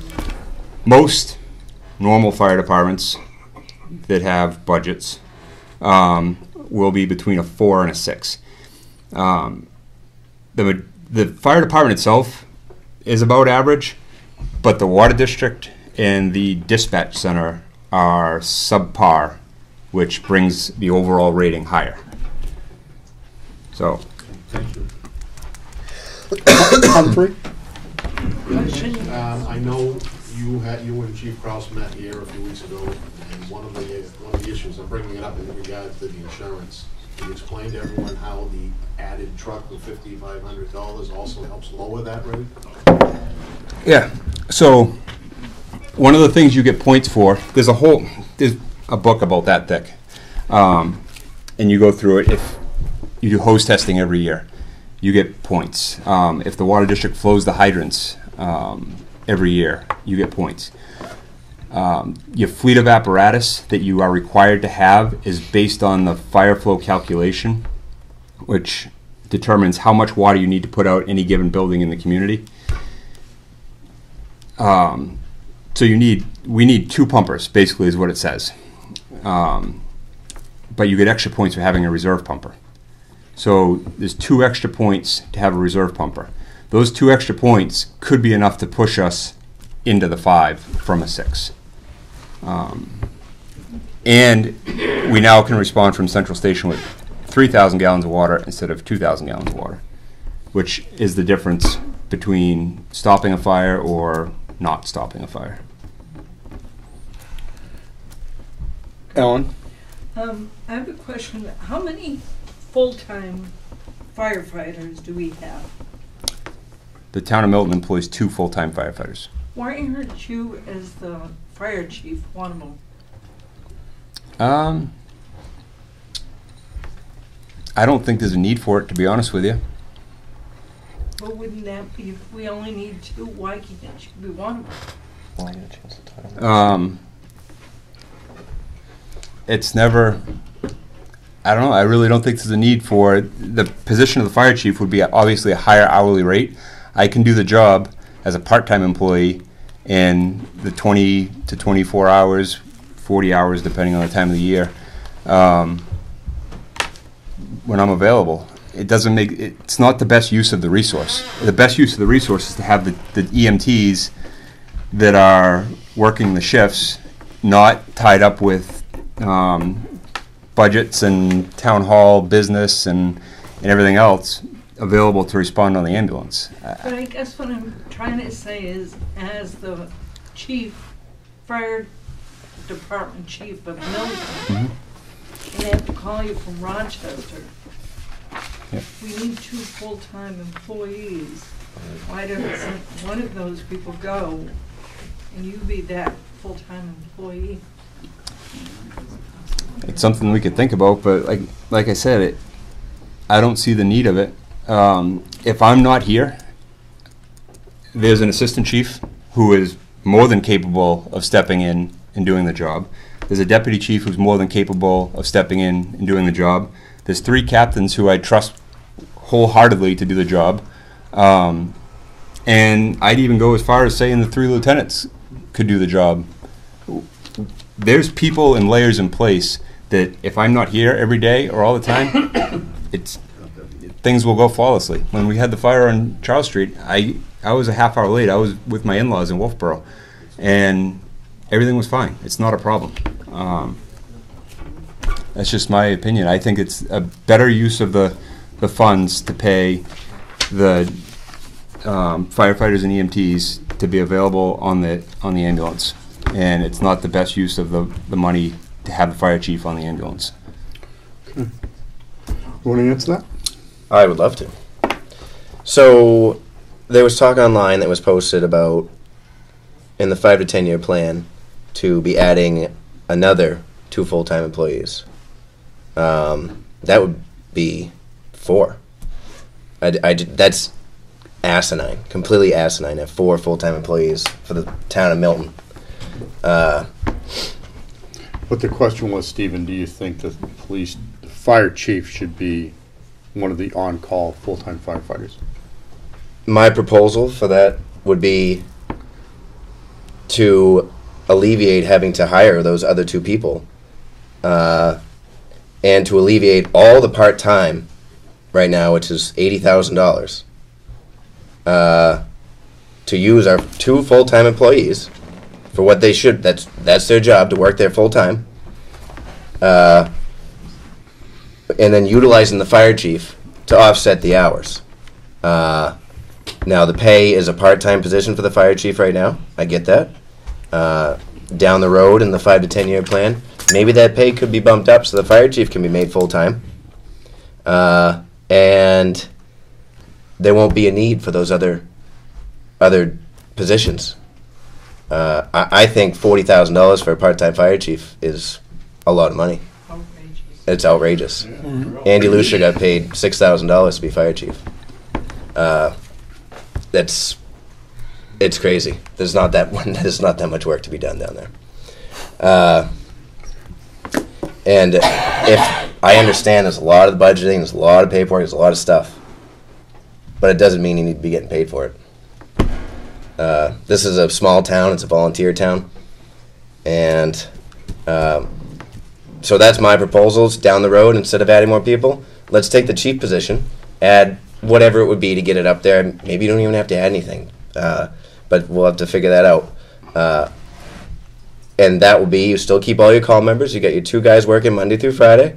You got your, you have your night shifts per diem, people available 6 to 6 in town, not staying at the fire station. That was never voted in by the people. And I know that's a huge issue that people are there 24/7. That's not okay.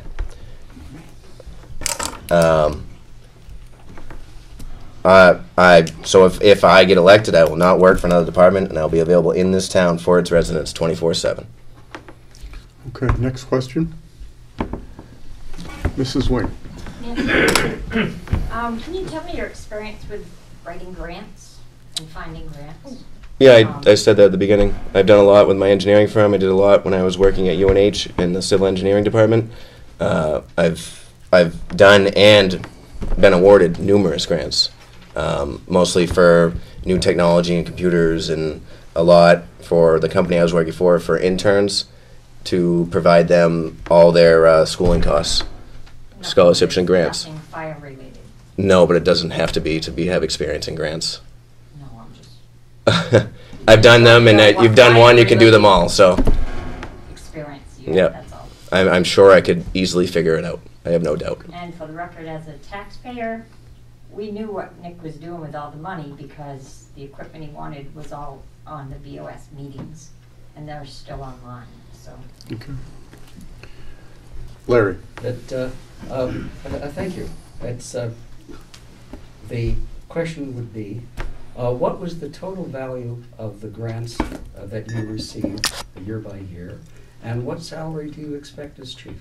And will you be here full-time, and give up your other employment? I don't have a value, Larry, of the monetary figure for the... Well, what's the 50,000, 100,000, 200,000, $150? I mean, I'm sure that some of the equipment we were getting in the CAD room was over hundreds of thousands of dollars. It wasn't a $1,000 grant here for someone to go to school. I don't have that figure. I can get it for you if you would like, and I'll get back to you. What was the second part of your question? What salary will you expect as chief? Will you give up other part-time employment to be a full-time chief? I am going to take this salary that's currently and act as a full-time fire chief. Will you give up other employment? Yes. Thank you. Okay. Travis, you had a question? Can I touch on a couple things real quick? Why, you want to take a lower salary? No. I don't know. No, great. The full-time chief, it's not a budgeted position. It comes with insurance,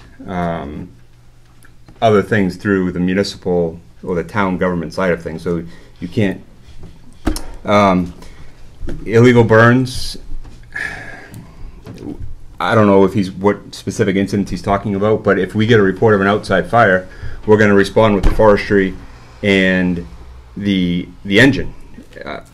We don't know that it's a campfire. Neighbors call and say, hey, there's a big fire out back. And then we have to respond like there's a big fire out back. I mean, we don't know ahead of time what we're going to. If the call goes through 911, we have to respond accordingly. We do have systems in place through the state online permit process where we can look that up. The dispatch center has access to everybody that has a permit in town. They have to call there. Everybody that's got a burn permit knows you call the dispatch center, and they know. So, why do all the calls come in? Not everybody gets a permit. Not everybody reports it as a controlled fire. But again, in an essence of time. Sorry, question. I just wanted to touch on those two things. Travis? Stephen, you mentioned that you think that firefighters should be from Milton because it's the Milton Fire Department. How do you plan on getting Milton residents to become volunteer firefighters? Get them trained up, but at the same time stop them the spending? Well, as you said, not as you said, there are some that live in Milton. I'm not saying that the ones that are on have to vacate and leave. I'm not saying that. What I'm saying is that it's just, You stated that the firefighters should be from Milton. It's right. The Milton Fire If you're on the fire department, you should be living in town. You should be available in this town to the residents. Right. So are you going to make the Rochester firefighters, if there are Rochester firefighters, move to Milton, or are you going to get rid of the Rochester firefighters? I'll have to look at that and see. I don't even have a clear picture of the roster and how many members it actually is. Nick doesn't have that either. So I'd have to see that, and then I'll have to make an informed decision. Okay. I don't want to answer that now. As far as getting new people, the Explorer program at the school is how I started. It was great. I don't know if you're still doing that, but if you're not, it needs to be re-implemented. There's lots of kids that want to start a career in this, and that's how we usually get our members. Most of them, they start in high school. We used to be able to run right down from the high school up there to the old station, and from there, a lot of us, we all went into the field and did all the training. That's where you get the majority of it, and you put them through the training, and I would put postings out if people want to. I know there are people looking to join in this town. I know there are paramedics in this town that are looking to join. There's a lot of people looking to join, but they won't do it under the current administration. Okay, other questions? Mr. Long. Just one. How many dispatch centers do you work with from the town of Milton? We work with the Carroll County Sheriff's Office, the Stratford County Sheriff's Office, and if we go into Lebanon, we work with Lebanon. So I know last year Stephen mentioned that we were going to switch dispatch centers and it was going to save money. That's actually not true. I didn't mention it this year, just for the record. You haven't mentioned anything this year until tonight. So we are dispatched through Carroll County because they are a fire-based dispatch center. They understand the fire lingo. A lot of firefighters work there and are employed there. So prior to me being on, we were dispatched through Stratford. There was issues, there was concerns, there was safety problems. The former fire chief knew the former sheriff at the Carroll County Dispatch Center, and they took us on for the same cost we were paying the Stratford County Dispatch Center, and did a far superior job. So at some point when I was on, probably 2003 we'll say, there was all kinds of promises being made by Stratford County to entice us to come back. We went. It was a disaster. We left within less than a year. We went back to Carroll County. The powers to be at the county want us to go back. Again, it's a cost-neutral thing. I met with the tech guy that runs the county communication system, and he sat in my office a couple weeks ago because I wanted them to be our backup. So I wanted them to be in our computer console, or their computer console, so that if something happened to Carroll County, they could dispatch us. They now have that capability, but in having that meeting, he acknowledged that there's a cultural issue with the Stratford County Sheriff's Department in their dispatch center, that until that changes, they will not entice any more fire departments to join them. And the ones that are there in this immediate area can't find a way out because they can't go to Carroll County because they live too far away. We're part of the Ossipee Valley Mutual Aid System, so that's kind of our in. But the other ones aren't. They can't go there. And Lakes Region is a fire-based dispatch center. I got a quote the other day. It was going to be $25,000 to be dispatched by them. Best dispatch center in the state, can't afford it. But we got to look at our options because there's not always going to be a guarantee that we'll be able to be dispatched by Carroll County. So. Okay. Do you want to go to the dispatch question? I'm fine with the dispatch stuff. Right. Sean? A question for Stephen. So you obviously brought up some valid or not concerns about the budget. Did you go to the budget committee or the selectmen to kind of give them a heads up on what you thought was inappropriate or something that was off with it, or did you wait till tonight to? No, there was just some concerns that I had that I wanted to make the townspeople aware of. I don't want to make the budget committee aware of it or the selectmen. So I want to make the people who could actually fix it. Well, they can't fix it now. It's before voting, so. You just found out tonight? I was doing a lot of research, not tonight, but I've been compiling a lot of research in the past, and I haven't been posting anything because I didn't want to let everything out that I had. So the night that you could have done it before that meeting, but you chose to wait till after. Is that? I'm just trying to clarify this. I'm really not sure what you're asking. Sean, you without forming a huge question, you made your point. Other questions, comments?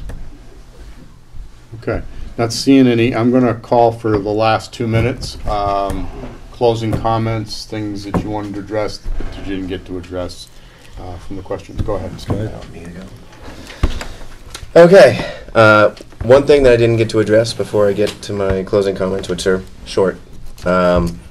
The fire department electric went up in 2016 was 7,300, and 2018 15,500. That doubled in 2 years. I'd like to see the invoices on that. That's very concerning. I have it right here in front of me. So I just wanted to mention that. I want to make the voters aware. I know a lot of people don't even know who the fire chief is in this town, and that's half the people I've talked to in this town. You got to give him his 2 minutes, please. His clock's running. Okay, everyone keeps asking if cuts can be made to the budget or the taxes. I can tell you with a straight answer, yes, for this budget, if you elect me, without affecting any of the services from the fire department or the ambulance, without affecting any service that people would expect from the fire department. Please consider voting for me so I can get to work protecting your tax dollar. I vow to work for all citizens of Milton, protecting life, property, and futures. Change sometimes can be good, and Milton needs change. It needs new leaders. It needs new leadership across the board in all of our departments with new ideas and fresh insight. This town is hurting, and it's hurting real bad. If something doesn't happen soon, I guarantee that there's not even going to be any residents left to protect in this town with a fire department. I ask that you take the time to make an informed decision at the polls on March 12th so we all can better this town and its future. The residents are overburdened, and enough is enough. Thank you, everyone.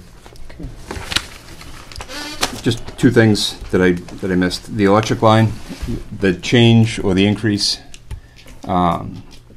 is from the old station to the new station. So 1 year, we didn't know what the new station was going to cost. The next year, we made the budget adjustment. The average electric bill, and I will show you the invoices, is $1,100 to $1,200 a month.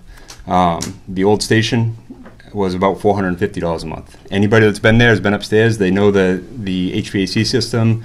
It's not because the lights are on at 2 a.m. There's two lights that are night lights. They're on all the time. They're LED lights. They don't draw anything. The parking lot lights are on for security.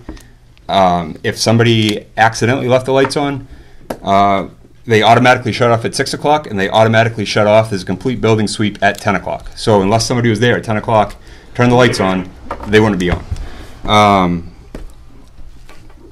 And as far as my salary, Stan Nato was on the board. There was a stipend for the fire chief in the past, and then the fire chief was paid hourly for his time. Tom was on the board too. I came in here and I presented a proposal that showed the different lines. Everybody said, well, where are you getting money over here? You're getting paid over here, you're getting paid over here, you're doing this, you're doing that. So I laid it all out. And then we took that and we lump summed it and we put it into a salary. That's where that number came from. And then over the last 6-7 years, there's been, every vote includes 3.7% budget or salary increases for town employees. So that creeps up. Again, it was all done, Tom, Stan, and I don't remember who the third selectman was, but it was in a meeting, it was laid out, it was public, it was voted on in the budget and passed that year. Leo? God bless him. So, again, most of you know me. You know what I'm about. I've proven myself to the dedication of this department for 20 years. I've proven that if we don't need it, I'm not asking for it.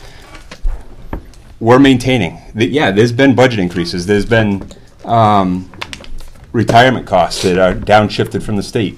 And that was about 2000. Larry can probably tell you exactly when that was. He was probably at the state when it happened. Don't blame him.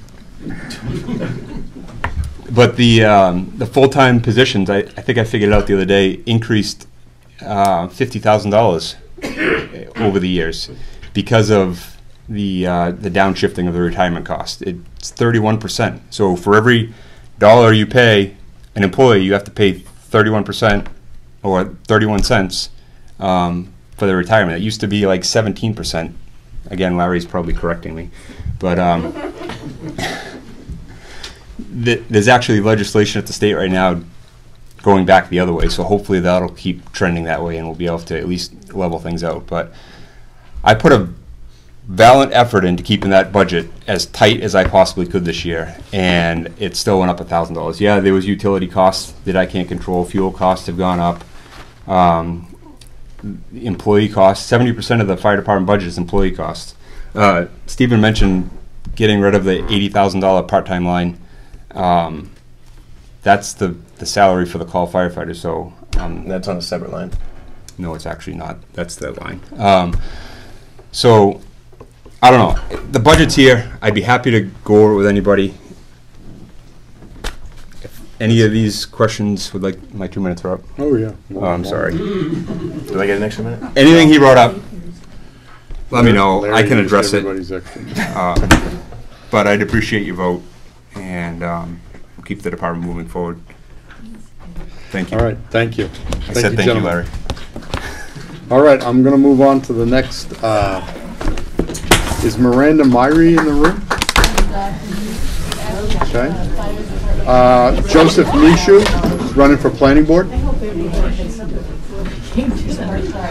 Michelle Beauchamp is running for town clerk tax collector. She is absent tonight. Mackenzie Campbell is running for town treasurer. He is absent tonight. Brittany Leach, I didn't see her in the room earlier. She is running for trustee of trust funds. Zoning Board of Adjustment, James Bolio is running. He's put his name in for it. As I mentioned earlier, gave out his phone number. Sean Skillings. And I see Larry wants to speak again, so I move for adjournment.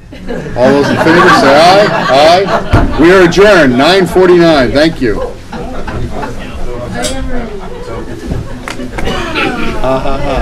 Oh, are you on for another?